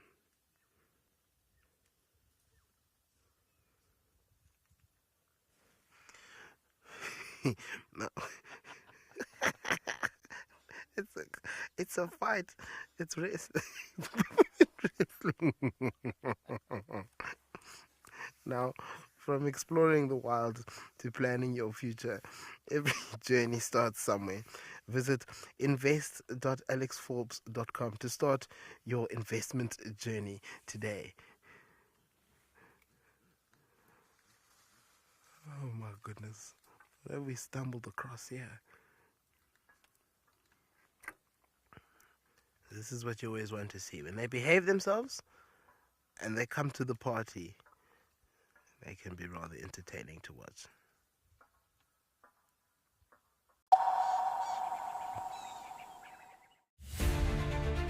I met this remarkable rhino bull, whose name is Samson, last year in a place of extraordinary beauty, history and story. I'm going back there to see him in October, and I think you should come with me to his mysterious mountain fastness.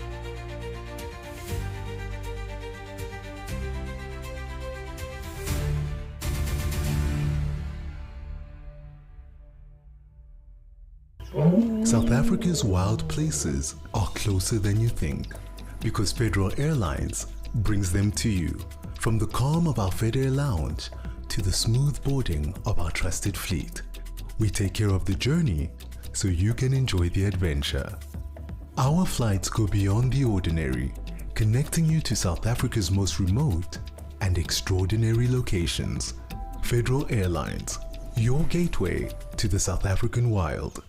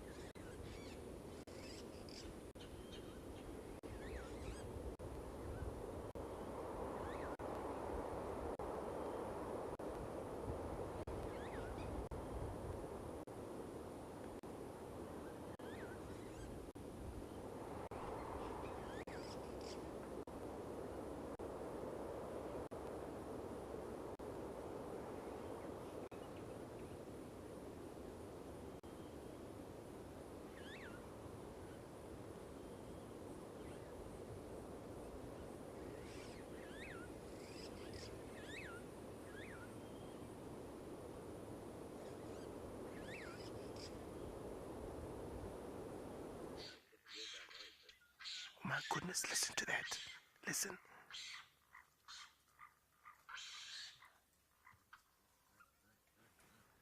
There's a lot going on at the moment here.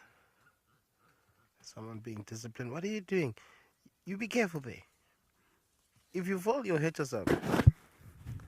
Annoying, yeah? Annoying baboons. They're very good with grabbing onto all sorts of things last minute to save them. They've got a very good grip strength.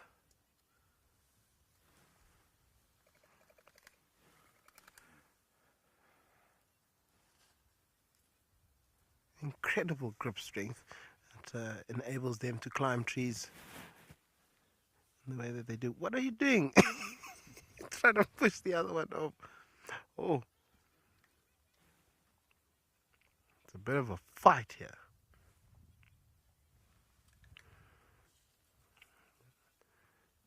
These two very similar in age.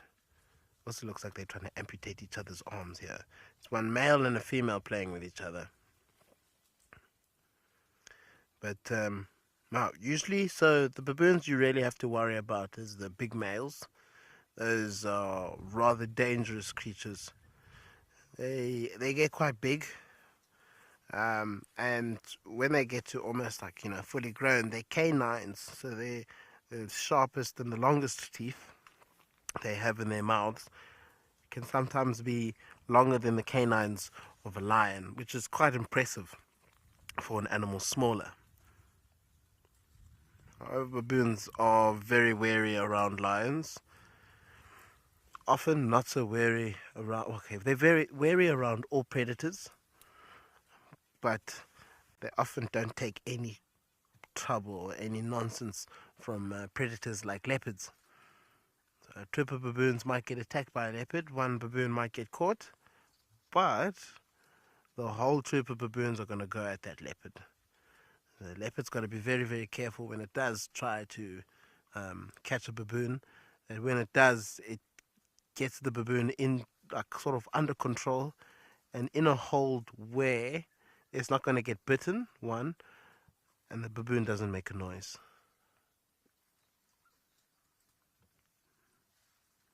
Oh, Dogman Lover, absolutely. I think it's with baboons and monkeys, you'll find that all these guys, they have their own personalities, and it really just makes watching them so thrilling.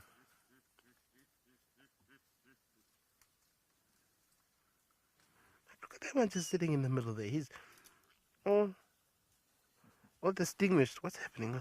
These little ones are just having a time of their lives.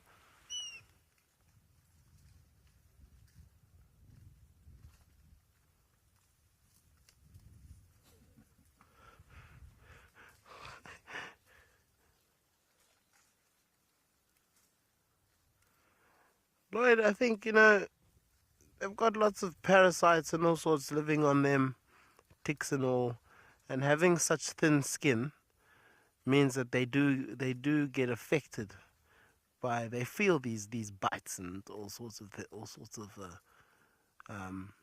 parasites sort of moving around. They are generally also pretty clean because they do clean each other. But I think, scratching just helps with the, when you get bitten by so many ticks, especially when you live out here, you will get bitten by lots of ticks, mosquitoes, flies, and all sorts. Those bite marks are usually quite itchy. What is going on?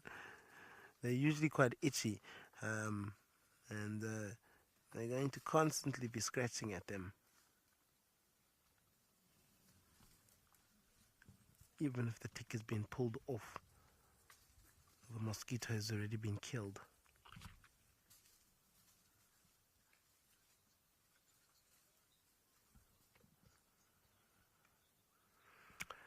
We're going to send you over to virtual safari, where Ralph spent a bit of time with some vivet monkeys.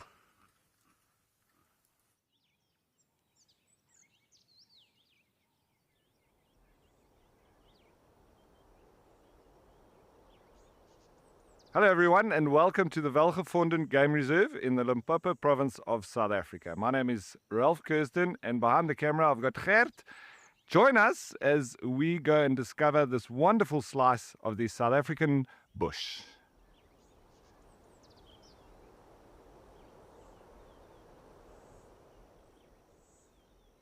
Waterholes are always worth investigating, and here a nice family pot of hippos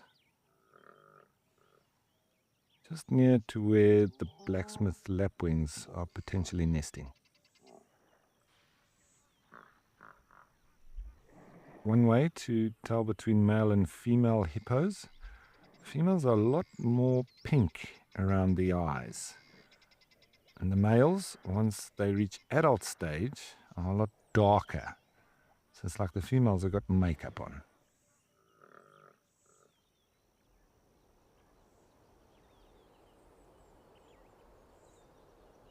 I always love seeing the smaller little predators and critters, and the Herpestidae family, for me, are always very interesting.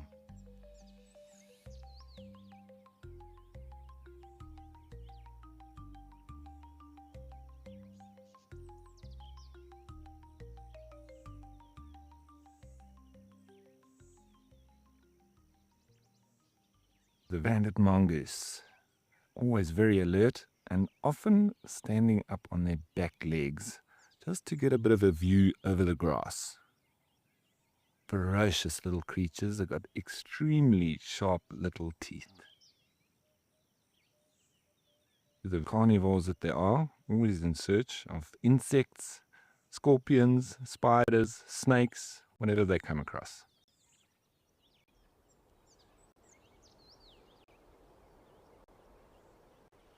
Animals don't always get the supplements that they need from the food that they eat, and so sometimes practice geophagia, which is the eating of dirt, and very often getting the sodium or salts that they require within the diet from the dirt that they lick.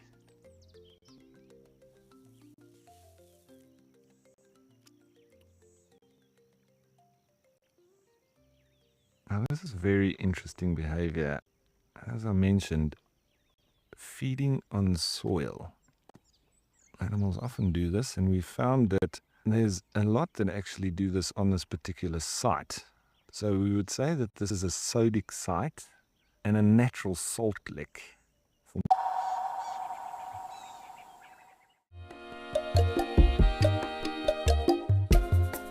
My name is Amy, and today we're going to be doing things a little bit differently.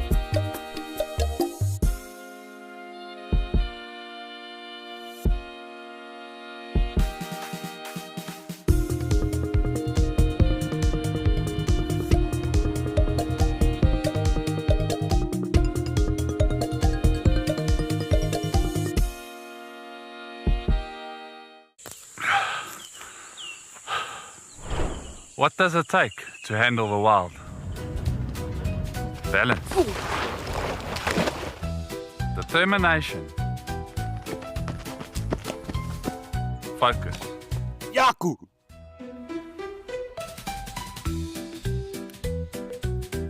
And gear that can take a beating so you don't have to.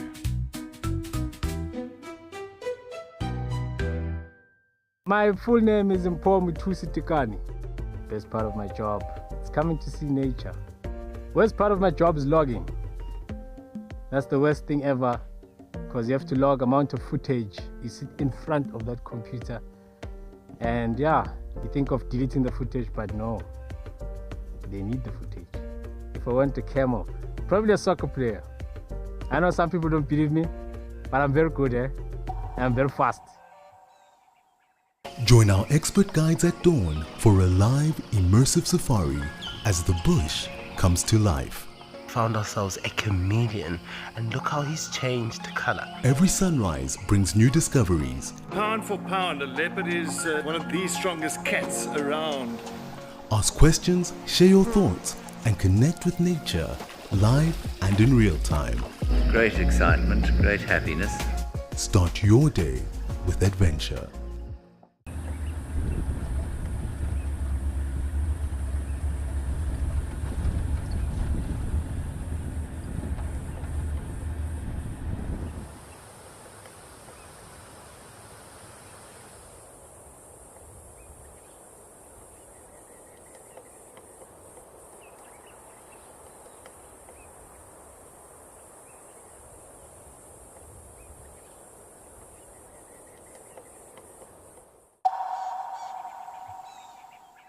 He has not run out of energy. He's been alarm calling the entire time. He's been harassing that what we think is a young male leopard, potentially the tracks that we saw this morning, who's still sleeping up in the tree. He's not bothered one bit. As the sun's busy setting, we're just hoping that they might move. They haven't moved yet, but maybe they're going to wait until it's dark, at which time it will be too late for us to carry on filming. Anyway, we'll be back up in the morning and seeing if we can catch up with them once again. Hopefully they'll still be together, and who knows, maybe the monkeys will lead us to them once more.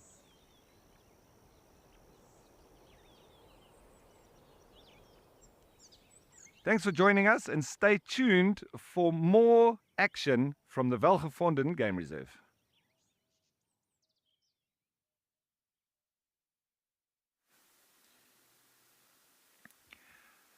Hello again. We are back at Malawan Dam, where yesterday we saw a male bearded woodpecker working on an excavation that he'd made, and it was on a nearer trunk of a tree than where this one is currently. This is the female. It's his mate. She was a few minutes ago inspecting his recently excavated holes, and now she's just having a general look around and has flown into the leadwood tree nearby. She's going higher and higher.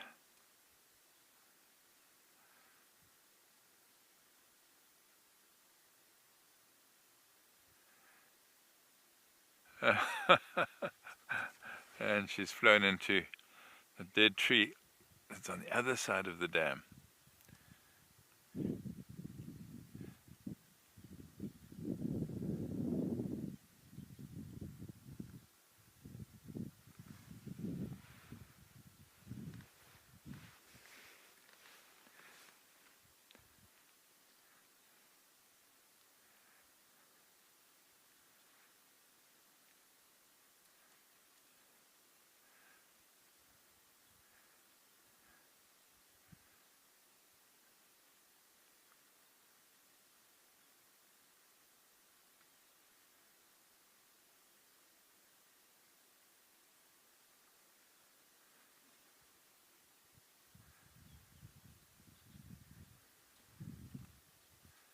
Well,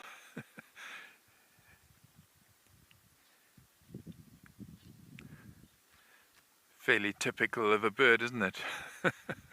Been watching it doing awesome things, and then when we go live, she eludes us somewhat. Anyway,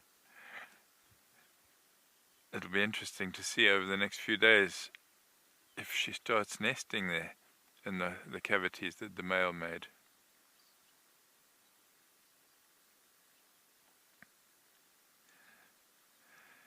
Jilly bee, the birds have been good, haven't they? I mean, gosh, that martial eagle sighting sounded absolutely amazing. You can just see in this tree trunk, near the top of your picture on the right-hand side of the trunk, you can see two sort of, they look almost oval, they're probably round, it's just our angle, holes that the male made. I don't know when he started making them, but he was very busy working on those cavities yesterday. There are a few elephants around us. There's one that's actually not far past that tree. I don't know if it's within view, probably not, but it's having a quiet drink just behind all those bushes. You can see the ripples. And you can see the trunk through the tree there.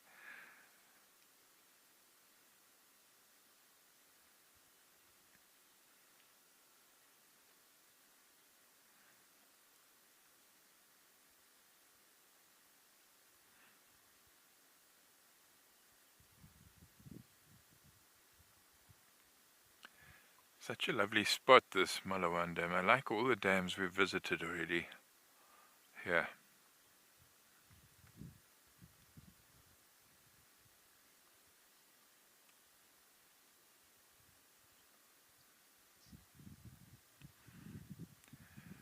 I think Cedric's probably still on a high after his bird extravaganza with those two eagles, well, the martial eagle and the tawny. So let's go see what's happening in Chitwa with Cedric right now.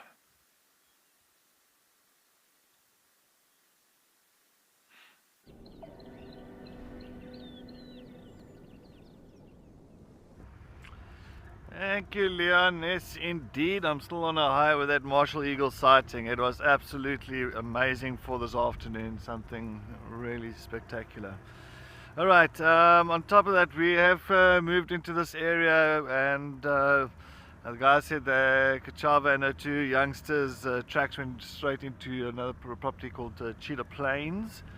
So we can't go there, but I'm hoping maybe they might pop out here later. Maybe she's made a kill there for them, and she's taken them to a kill. So we are leaving this area. I'm going to go straight towards Chitwa Dam, a beautiful dam known as Chitwa Dam, in front of Chitwa Lodge. And I'm going to go quickly and stop there on the dam wall, see what we can find around that side. There's always some activity, especially at this time of the day. The hippos tend to start getting a little bit more active. You know, you get a little bit more playtime with them, and yeah, so that is my plan of action. I'm gonna go this way. Yeah, let's go this way. Beautiful golden light. I was really hoping for a leopard now, or a lion in this golden light. The light is phenomenal this afternoon.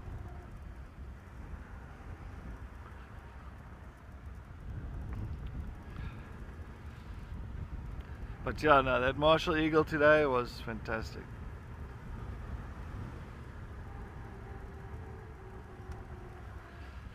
Alright, so there's another Meet the Leopards for this year, the 26th of September until the 30th of September. And there's, I think there's space for 6.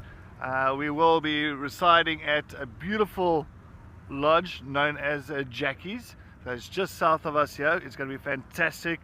And yeah, so please jump on board with me for those few days. And yeah, I'm hoping that I'm sure we're gonna find fantastic characters around here. A lot of good old leopard characters, lion characters, hyena characters, just so many things. So please go onto our webpage, it's wildearth.travel, and just go and click on private guiding and go on to Meet the Leopards with me for September this year. So it's not too long from now. So please jump on board. It's going to be absolutely marvelous. It's going to be fantastic. I can't wait for that, and especially that we can go onto vessels with Jackies. We can go onto vessels as well, and Little Gowrie and Koro, so maybe Watika and Mazemba might be seen as well. So many characters that will be up for grabs. Oh, hello, and a nice Niala bull. That is just, yeah, just standing there.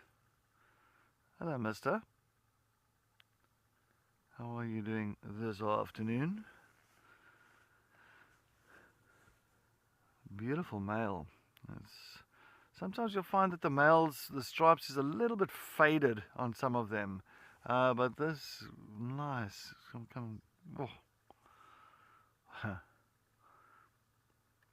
Animals ruled. Have I ever come across any poachers on my guiding trips? My guiding, like what? I guess you're talking about my entire guiding career. Well, I've come across a rhino that was just poached. That was years ago. And then as well as we were following up on lions, my track and myself in the west. And well, it wasn't poachers we came across anti-poachers, and anti-poachers thought we were poachers. So yeah, luckily. But then that's when we had to wear certain things just to make sure that they notice us. But anyway, yeah. But other than that, we stay safe. The last thing we want is to bump into that.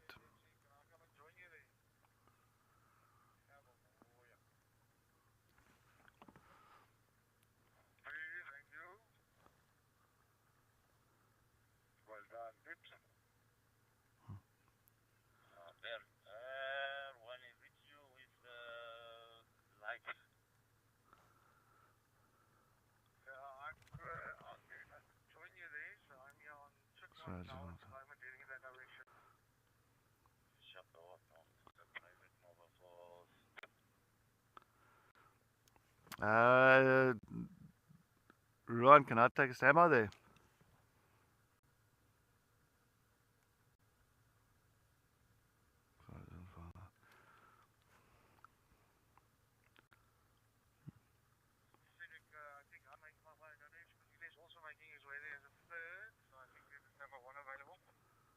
Alright, that's just north of Jackie Sabi House, huh? Sounds like it, yes. Juma Dam East, close to Central Zela. Alright, don't worry about that. I'll take my name off then. Thanks. Sorry, just quickly trying to sort something out here. Hey, my boy. Oh, but he is a stunner. He is absolutely beautiful. Nice, dark color. And now, of course, what he's doing, he's trying to look for any of these seeds that's been falling from this greenthorn tree. I also love the trees. They actually put it in their mouths and actually roll it around and eat all the flesh off the pip itself. A really woody pip.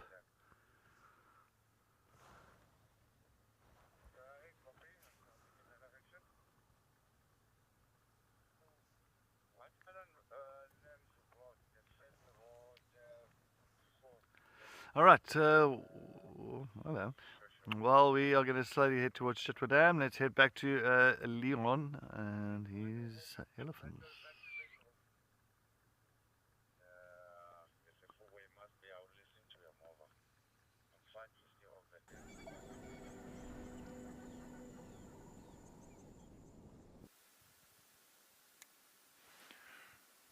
we're still here at Malawan Dam. We're just moving away from it, but enjoying the last moments here. I see there's an elephant who's just had a drink and moving.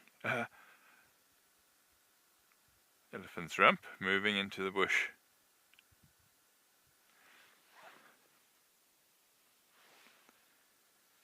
I was saying, such a beautiful spot. I definitely want to come back to this dam again. We've been here twice in the afternoon for the sunset safari. We haven't been here during a sunrise safari. There's an elephant again coming into view. Good.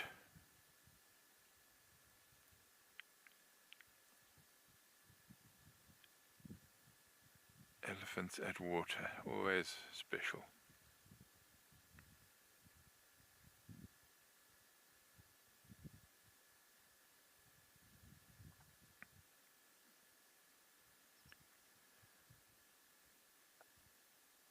She's treading quite carefully. Oh, there's a youngster.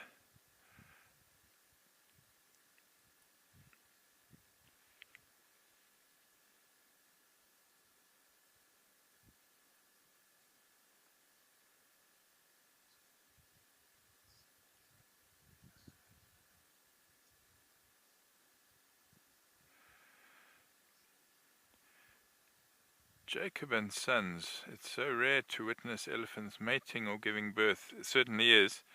Probably because it happens so rarely. You know, if a female conceives after mating, then she's going to be pregnant for 22 months, and then she won't come into estrus again until that baby is at least 2 years old. So it's an infrequent event anyway, not only infrequently witnessed, but it is infrequent. A female elephant gives birth, if she's lucky, 9 times in her life. Obviously she will probably be mated more often than that, but a great deal. They don't just mate for pleasure. If a female is in estrus, generally only if a female is in estrus will she be receptive to a male.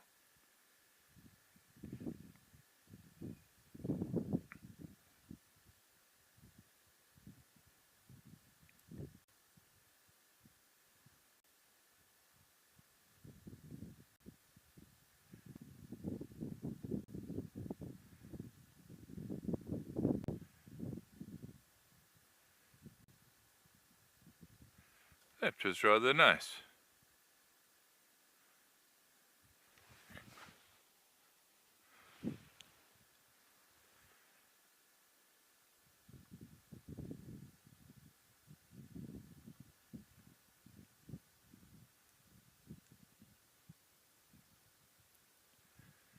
There's something about water holes in the evening, isn't it?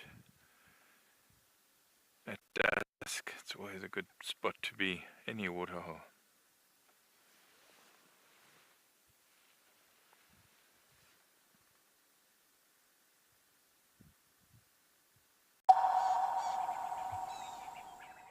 Join me, Andrew Wistenholm, for an indescribable 6-night stay in the beautiful Albany of the Eastern Cape at Amakhala Game Reserve.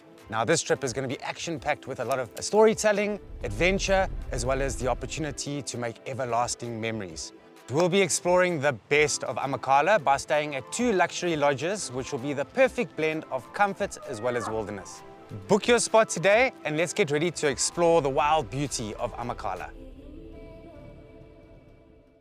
The Wild Earth Impact Foundation is a non-profit that uses the power of wildlife storytelling as a force for good. We create sustainable development projects that showcase conservation stories, empower people, and inspire environmental action. As a registered South African PBO, you can make a tax-deductible donation to the Wild Earth Impact Foundation. To find out more, visit our website.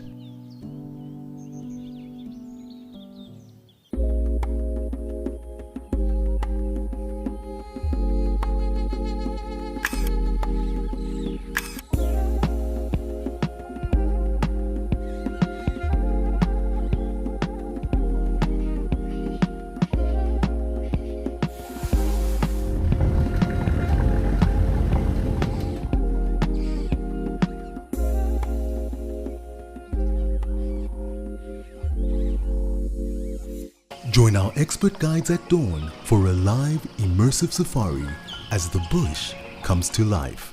Found ourselves a chameleon, and look how he's changed color. Every sunrise brings new discoveries. Pound for pound, a leopard is one of the strongest cats around. Ask questions, share your thoughts, and connect with nature live and in real time. Great excitement, great happiness. Start your day with adventure. Some of you out there are brilliant at identifying hyenas. Now, why do you think people have got this huge misunderstanding about reptiles? Right in front of me there was the face of an astounded buffalo bull. This is live and interactive, so everybody, if you have any questions and comments, please do send them through and let us know what you'd like.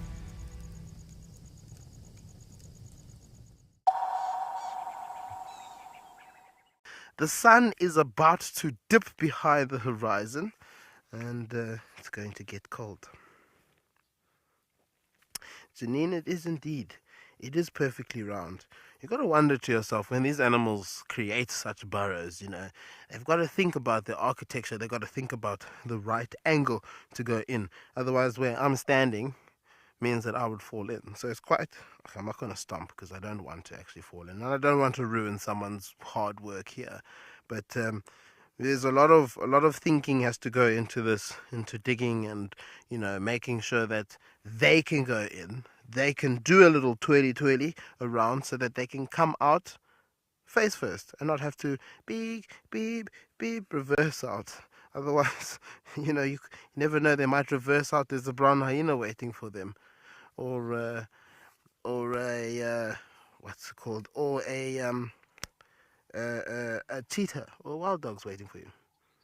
We're gonna send you over to have a look at a on this day clip of an aardwolf with Lauren, I think back in 2023. This is so amazing. My director, Jordan, is very excited about this, as I'm sure many of you are. This is our second one in Modikwe out during the day. Relax, totally relax. There are 3 vehicles here. It's just doing its thing, hunting. You'll never find them at a carcass. I know Tessa got really lucky with aardwolf as well, but it's so nice to see them out during the day. Look at their coloration. It's so striking.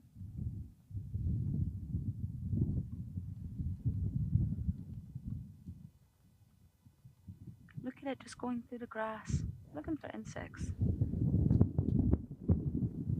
Just really gorgeous.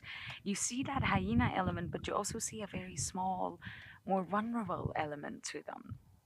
Spotties are not small and they're not vulnerable. They've got a very delicate element to them, I think is the word I'm going to use. And it's funny, we were just round the corner when someone mentioned they could see one just in the right place at the right time.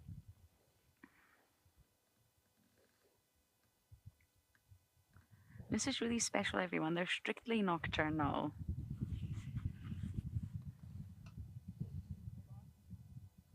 It's been on my bucket list for a really long time to see an aardwolf.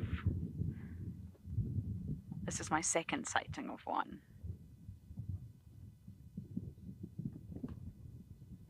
Evan, I'm so glad to hear it's a first for you. Yes, bucket list ticked off. Super exciting stuff. Look how relaxed it is, not running away from the vehicle. It's very busy trying to find food, but it's not running away from us. Oh, I just feel like I'm in love. I mean, I fell in love with the spotties, then the browns, and now the aardwolves.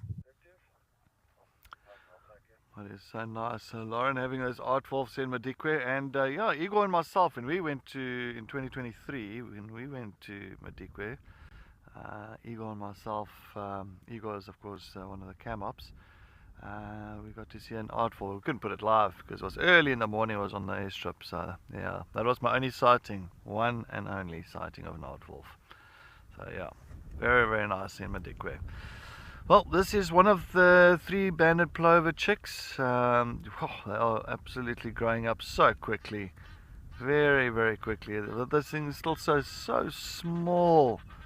He needs to really watch out for any little crocodiles around this side. But they do grow very quick. I mean, it's practically losing all its downing feathers now. Slowly but surely getting adult plumage coming through. The bands across its breast area.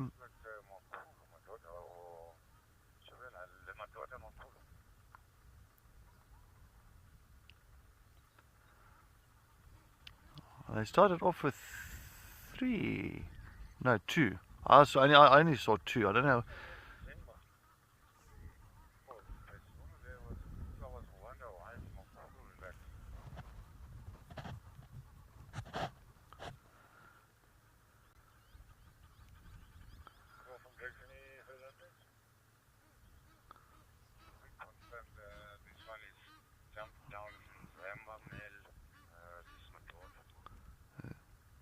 Yeah, Jared, it is. I don't know the tune.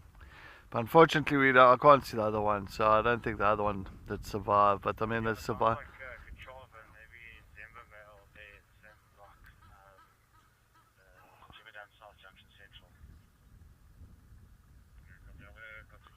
Huh. So now it sounds like Kuchava and Mazemba together. They're just inside Sheila Plains, not too far from Jackie's dam. Very interesting. 2 leopards. Mazemba as well there. Now this is this now the adult, or is he still with the young one? Yeah. Oh, they look so similar now. This little one almost looks like the adult.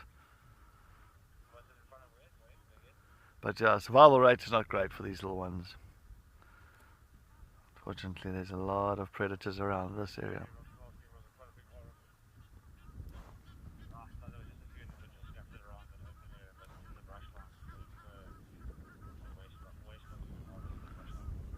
Yeah, growing up very quickly. I did see the adult not long ago, but I'm trying to see if I can find the adult again. It's somewhere. I think it's actually flown off. Maybe it's just gone beyond the other side of the dam wall. We can't really see it.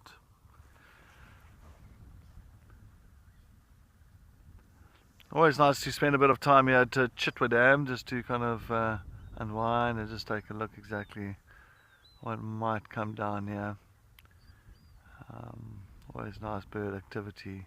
It's always good.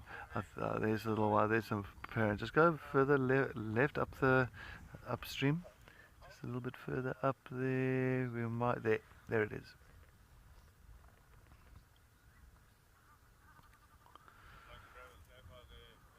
I'm ready. Look, the lapwings used to be plovers, but then they got reclassified. Because the lapwings, I think overseas, I think in Australia, the lapwings were different. So our plovers, yeah, that used to be plovers, looked the same as Australia's lapwings, and then they kind of reclassified them as lapwings. And then this plover is not anything similar to the lapwings itself, so that's why it still kept its name as a plover. So I'm not too sure if it's closely related, but it's definitely not under the same species.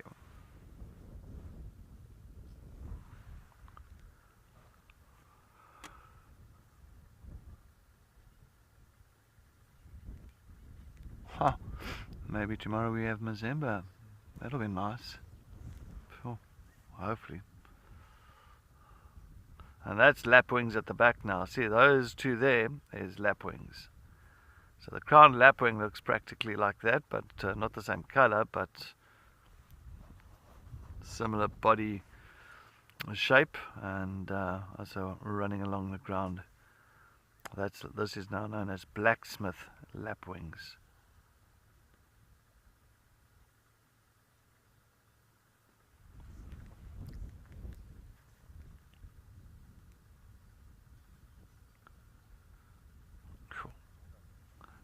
And that black is very black on the breast area and the wings and the back of the head.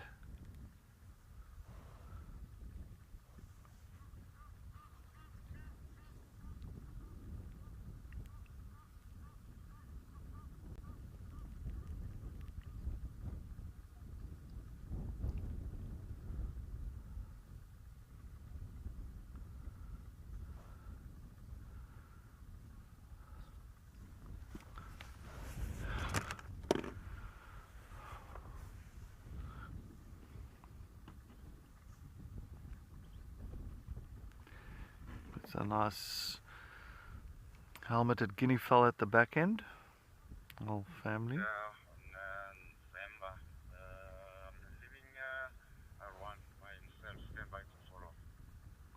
As you can see, they're doing their late afternoon feed, getting as many seeds in as possible before they're going to go and roost.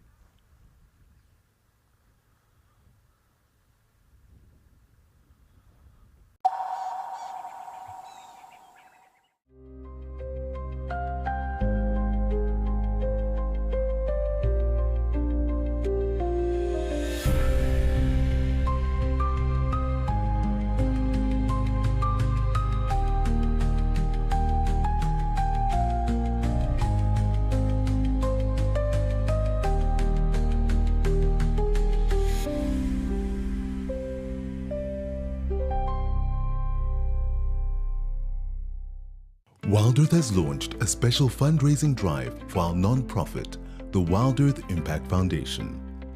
We're raising funds to source, create, and showcase thousands of untold stories. Stories that spark real action in conservation and social impact. Visit our website to donate and explore how you can become a founding donor.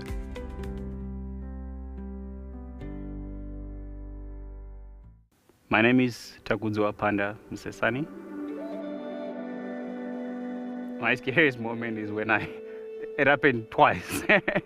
The other time I was with Cedric and the other time I was with Steve. And all those times, it was a black mamba.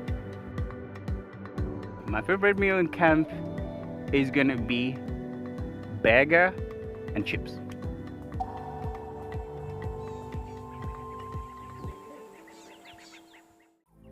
Step away from your daily stress and escape into nature with Wild Earth. Immerse yourself in the wilderness and become part of the natural landscape. Watch as everything comes alive. Join us as we slow down our thoughts, put aside our distractions, and reconnect with the wild. Can you hear that?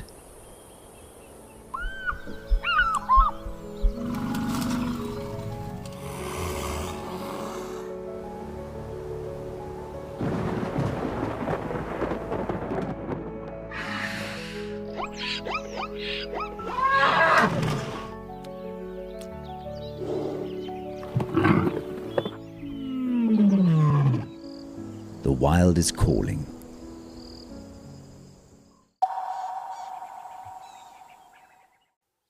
Use them as stability. And other than that, it's pretty quiet.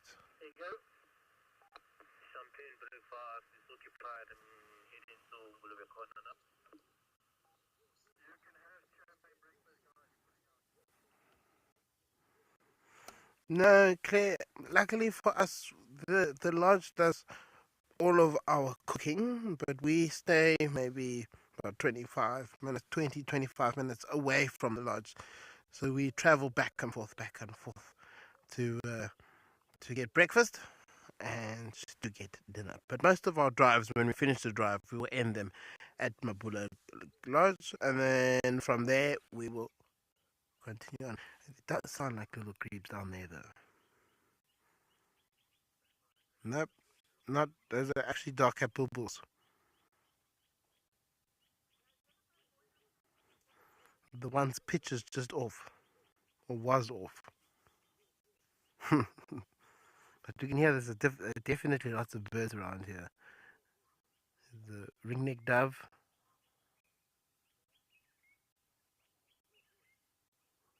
There's obviously the darker bubbles. Excuse me.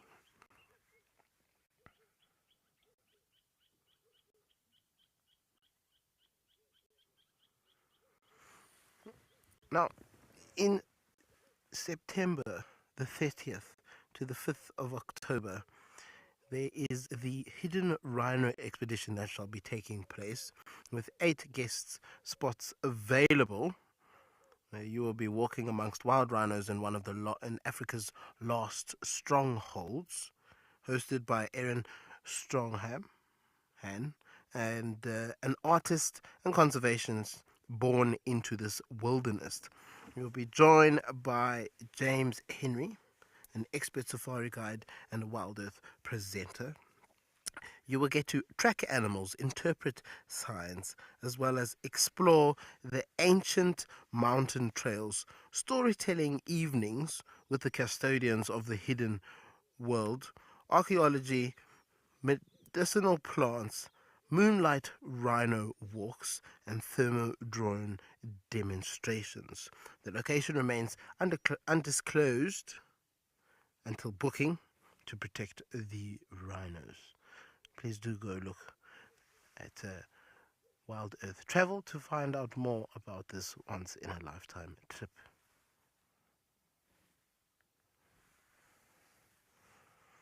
Funny colored water here, and I think it has something to do with the soil. It's almost like lots of limestone in this particular area, and so when limestone areas tend to gather water like this, it does go this rather greeny white, greeny cream kind of what's the word here? It's almost like a green spinach sort of color, maybe a little bit lighter. You do look like a grebe. Your colors are not right. What's going on with your feathers?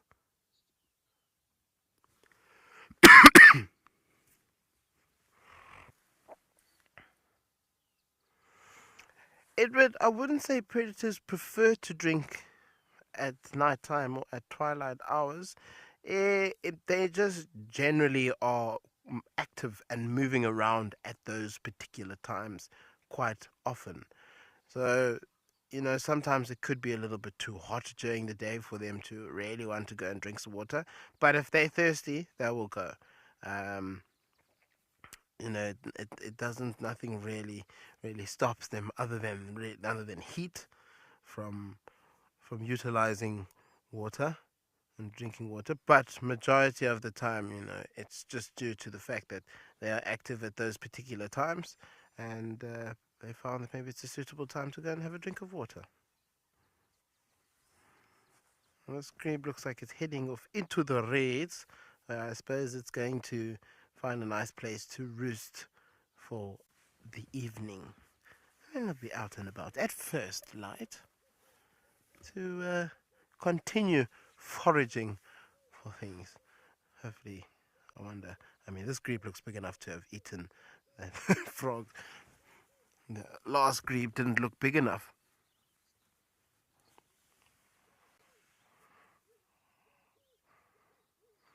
We're going to send you back to a on this day clip, taking you back in time to, I believe, sometime last year, where we were in a very, very windy Amakhala looking at elephants. If I fall, it's all the way down to the bottom. But now, very beautiful herd. Please don't give Morgan ideas. Our beautiful herd is sitting, we are sitting here.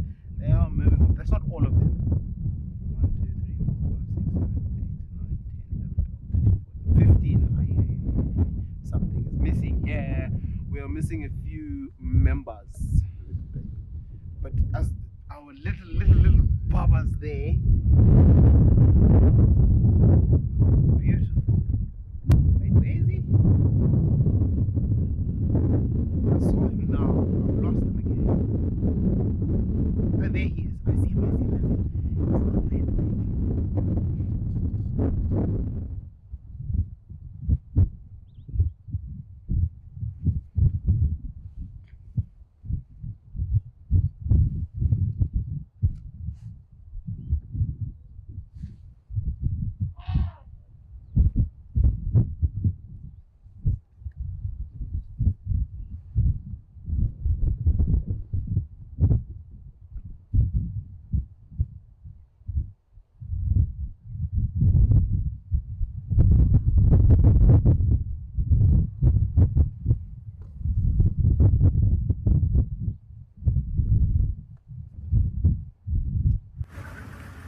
we're leaving our dam. Goodbye dam, goodbye birds. So we obviously, myself and Morgan were watching those elephants from up top. Can't remember if it was Buzzard's View or God's Eye or in between the two. But it's quite a nice spot, you know, that ridge line to look down on the elephants. You can see them all together, sort of. I mean, it's just you're looking at the whole of the herd instead of every individual. When you're with the herd, you usually can only see one or two, you know, at a time. It depends if they're all on the road, but when you're up high like that, and you can see all of them and how they kind of move through the veld and through the riverbed and through the area, and it can actually be quite spectacular. We've had plenty of drink stops up at there before with guests before, and you know, from that distance it is actually safe, because it'll take those elephants a good 20 minutes, half an hour, sometimes maybe even 45 minutes to climb up said mountain. But we are going to send you over to Leon, who has a lovely view.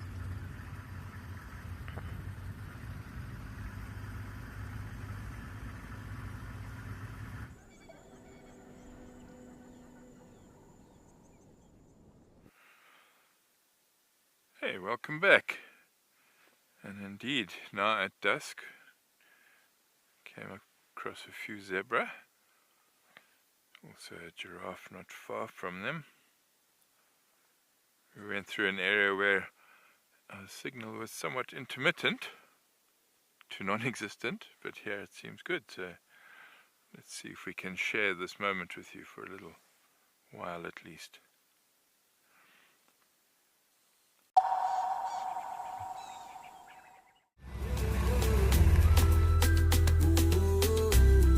My name is Amy, and today we're going to be doing things a little bit differently.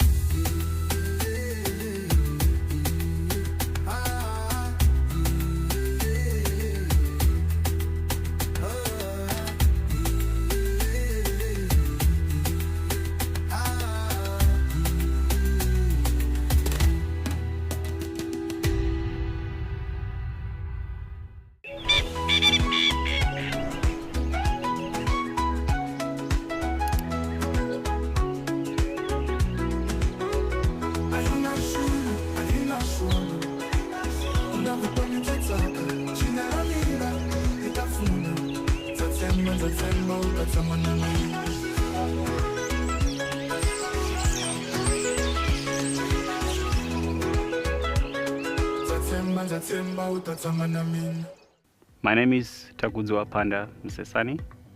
I really want to film an artwork, and it has been my goal. I'll be just keeping my eyes open. The worst driver is James. He's driving, yeah. You gotta be holding on back in there, yeah? Like in bumps, and I mean, it happens when these things happens when you're actually going for animals usually. But then, yeah, he's driving, yeah. You gotta put your seatbelt.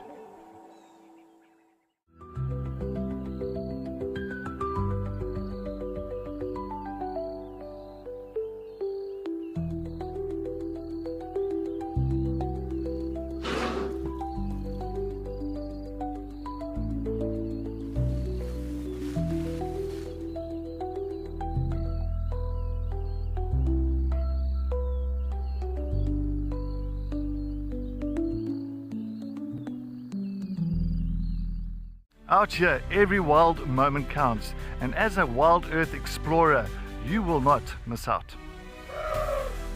Watch the Wild Earth channel ad-free 24/7, and you can even rewind if you have missed out on something. Enjoy the behind-the-scenes video clips as well as fireside chat, or get the early offers on our travel experiences. It's the best way to stay connected and be part of the Wild Earth family.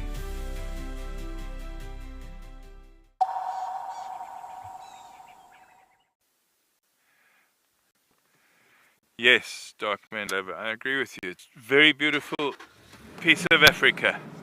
Thoroughly enjoyed exploring it.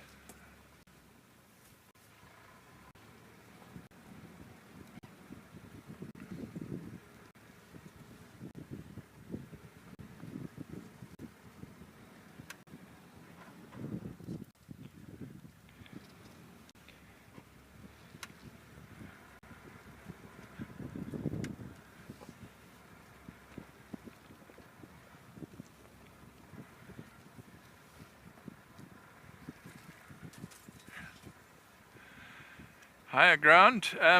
If there are pangolins in the area, well, their tracks are not very easy to find. I mean, if one finds pangolin tracks on a road, it would normally be something of a highlight, I guess, although they're not spectacular tracks.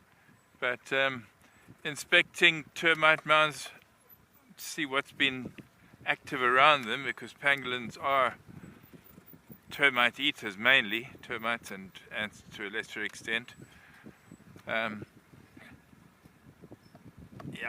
it's actually, if I'm to be honest, the majority of the pangolin sightings that I've had over the years have been quite far off-road, when following lions or leopard on the move, and they suddenly stop to investigate something, and you can see they're busy with something for a while. And yeah, on so many occasions it's turned out to be a pangolin that they're investigating. And in such circumstances, the pangolin will normally curl up so that it's not so easily opened by the predator. And yeah, it's usually luck. It's not something you will go and track and successfully find.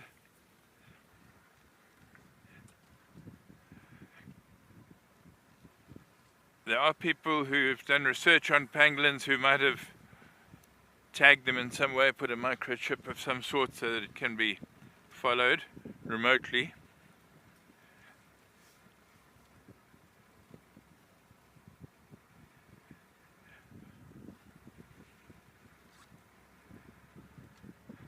Pangolins and aardvarks, sort of holy grail, aren't they, in a way?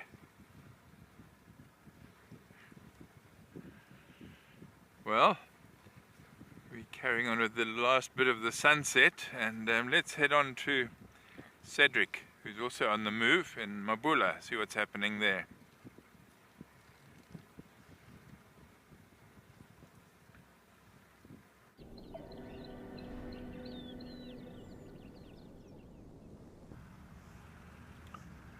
Thank you, Leon. Yeah, pangolin. I was very lucky now recently when we went for the private safari with Wild Earth Travel at Valgevonden. We got to see a pangolin that side, which was fantastic.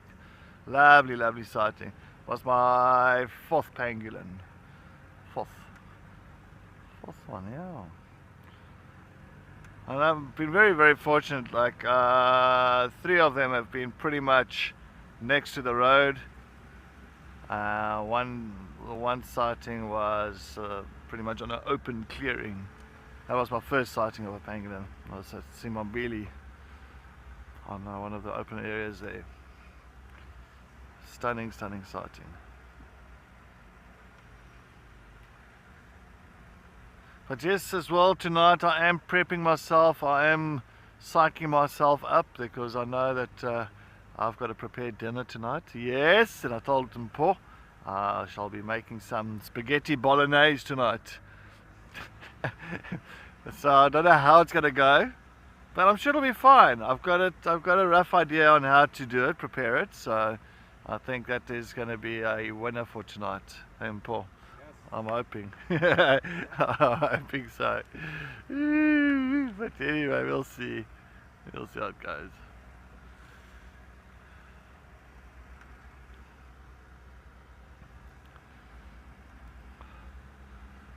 But yeah, very interesting. Look at those clouds up there. No, Jared, it's not that bad. I'm not that bad. I'm sure we'll be on drive tomorrow. I'm sure I won't get sick. I won't make Paul sick. Well, I hope not.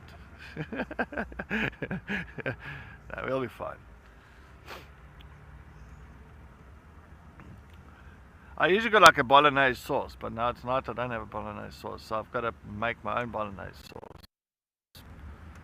So yeah.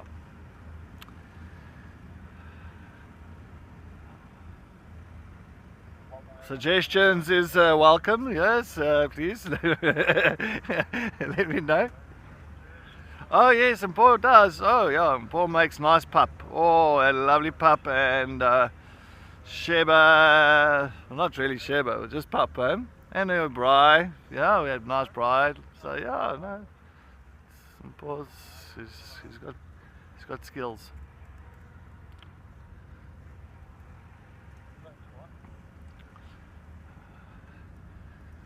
But look, if there's a person that knows how to cook and knows how to throw flavors together, it's Panda. Yeah.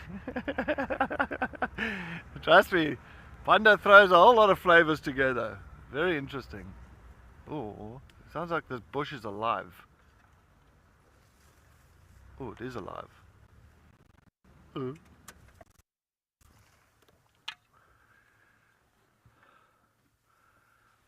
Elephants. So we've got infrared. So we don't turn on any of our spotlights or vehicle lights. We just use the infrared light.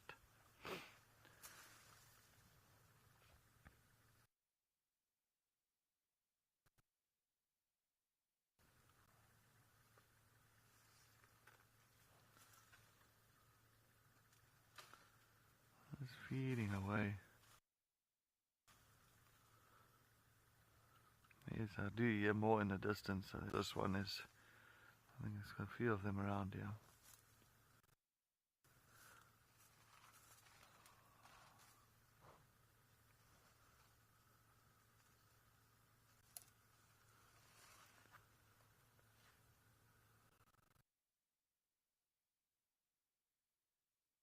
Have some this afternoon. Alright, I think let's head over to Eric in Mabula.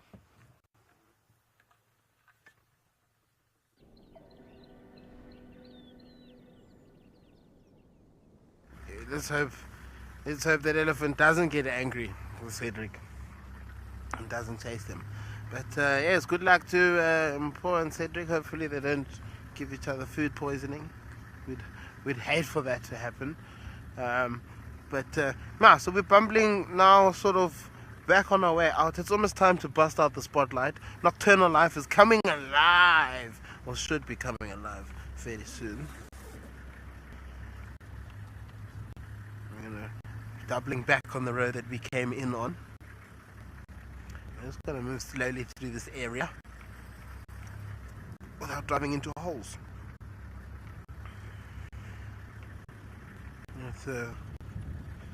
What a lovely drive it has been, and we are still yet. There's still some time. There's still a little bit of time to see something. That's why we're gonna take it nice and slow. This is the time that we usually start to see.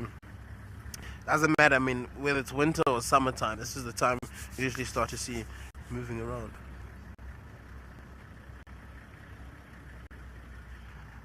Why not? No. Guys don't necessarily receive anti-poaching training. They train us to obviously handle ourselves. The main thing is, as a guide, you're guiding people. So to get into an altercation with poachers is just not necessarily what you want to do, because now you're not only kind of endangering your life. That's right here. Not only are you endangering your life here, but you're also putting your guests in harm's way. So the protocol is usually, if you see someone who's poaching, if you can watch them from a distance, that's cool, but they never really intervene. You let the authorities know as soon as possible so that they can get in and deal with these people before they manage to get away. But to kind of go and intervene and try and stop them from what they're doing is a dangerous thing to do. And not all of the guides you'll see in game reserves will actually have rifles on them. And I mean, a rifle against sometimes a semi-automatic weapon, you can sometimes be on the wrong side of it. But no, so guides don't necessarily get anti-poaching unit training. You would have to sort of do that separately to your guiding course.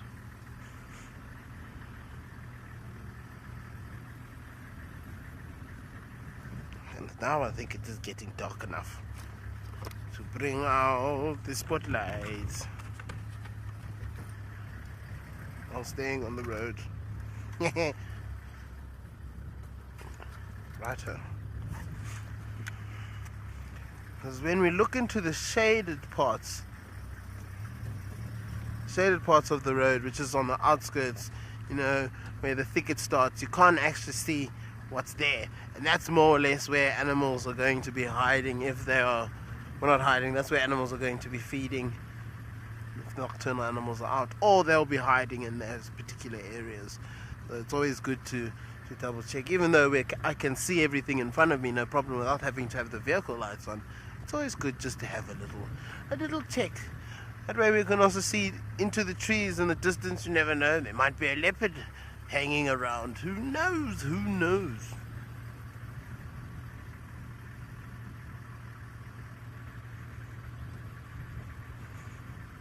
Just gotta be patient, you know.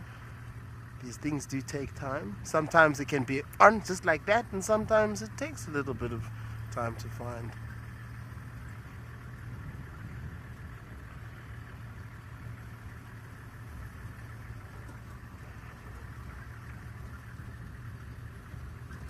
But, Ma, I'm rather hoping that tomorrow morning we're going to have a lovely surprise, maybe by the wild dogs, maybe by the cheetahs, those boys, or maybe, okay, Cam's going to drop us into infrared. We're going to black and white, but maybe even the elephants.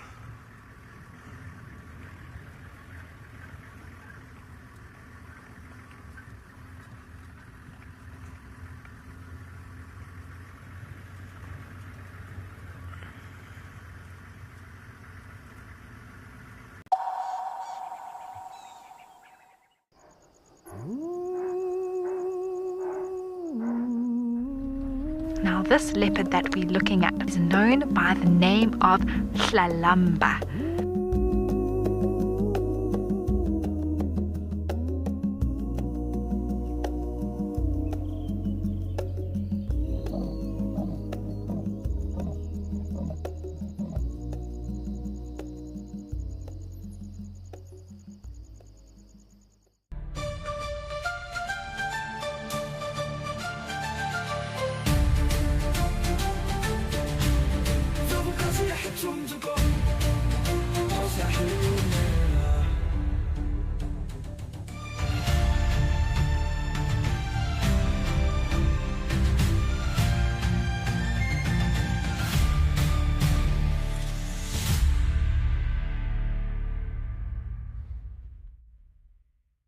My full name is Maxine Gaines. Best part of the job, gosh, I just love everything about guiding. I love being able to observe animal behavior and animals behaving naturally. So for me, that's by far the best part of the job.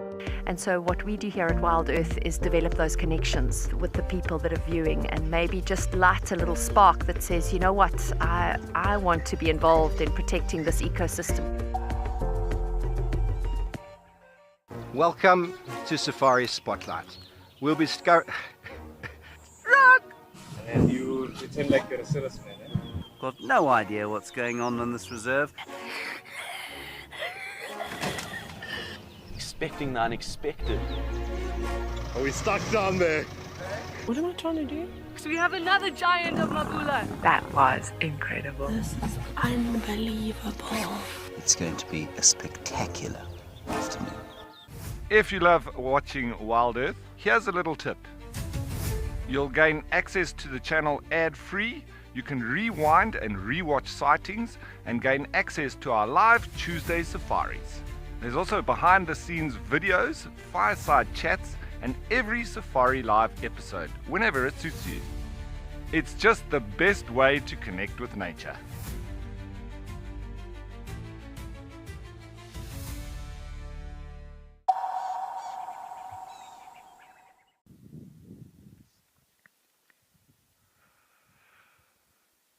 Hello, animal lover. Thank you. I thoroughly enjoyed it, and I had good bonds with many pupils for many years. My favorite subject to teach was, I think you can probably guess, biology. Also taught a little bit of maths and general science. And even, would you believe, Afrikaans for a while. But biology was my favorite subject. I had a great biology teacher myself. So he influenced my career choice, I guess.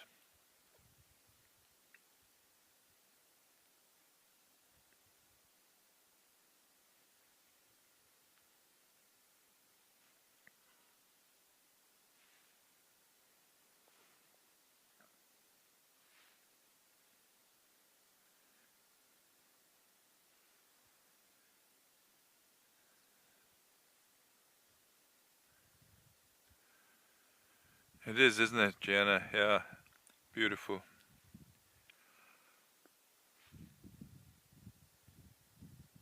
It's always good to appreciate that. Take the time and just breathe it in and listen.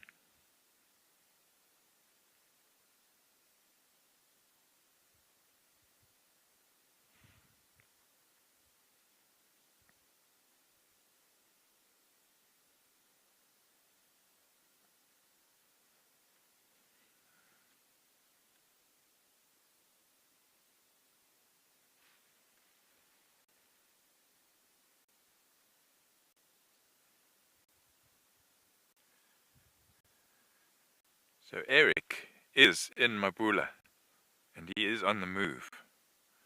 Let's go and find out what's happening there with Eric.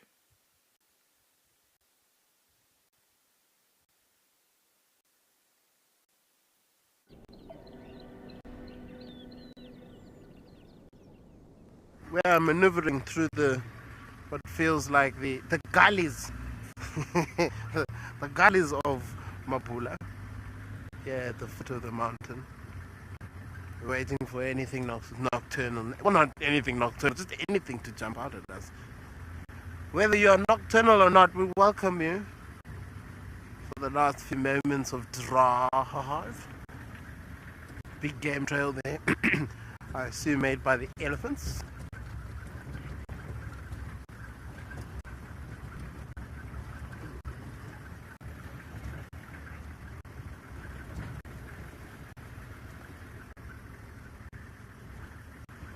Hilda, I know that caracals have been seen here. Have you seen servals here? Not a serval. We're not too sure if a serval occurs here, but I know Cam has definitely seen caracal here. I haven't seen a caracal. I haven't seen any cats actually at all. No kitty cats for me. Only dogs and hyenas. It's only predators that I've seen here. And hoping that we'll be able to see more. Oh, we've hit a bit of a traffic jam here. Try and see how get to another spot there, and then we'll try and scoot past them. Oh, okay. Traffic jam averted. It's a dusty road, that. Aha, there we go.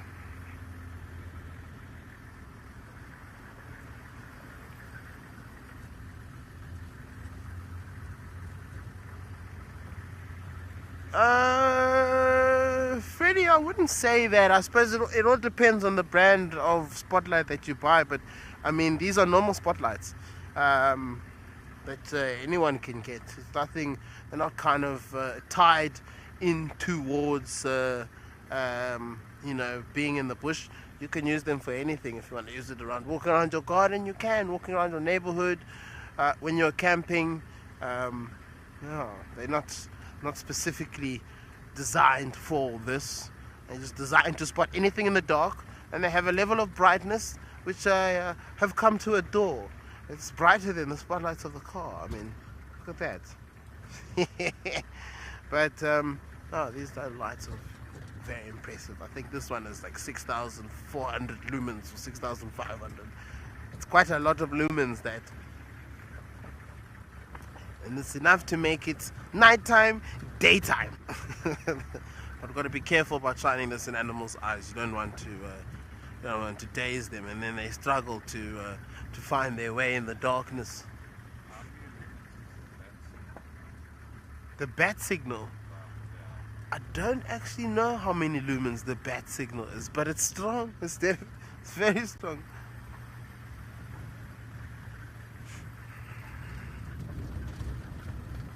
Lucy, thank you for joining us. It's been lovely. We hope that you've enjoyed it. We hope that you have learned something new. And we hope that we'll see you tomorrow morning for, a Friday. This Friday tomorrow, yes. Yeah. A Friday sunrise or a Friday sunset safari. Whichever one is easiest for you to join. But, it has been a rather impressive day. But, oh my goodness, Jared has helped us out. So for those who are curious about how many lumens the bat signal has, it has 600,000 lumens. So that's, sheesh, that's quite something. That is quite something. Goodness me. That will blind you, I'm pretty sure.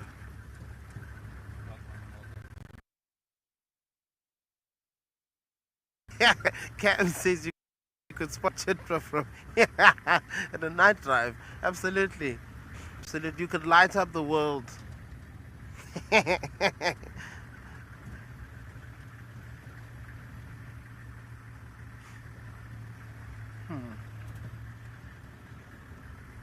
Anyway, we are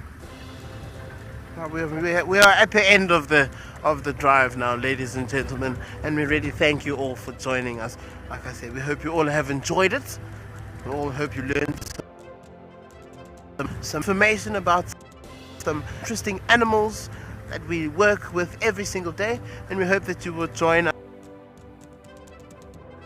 safari tomorrow morning. That will commence at 6:30 CAT, 6:30 a.m. We will see you all tomorrow. Goodbye.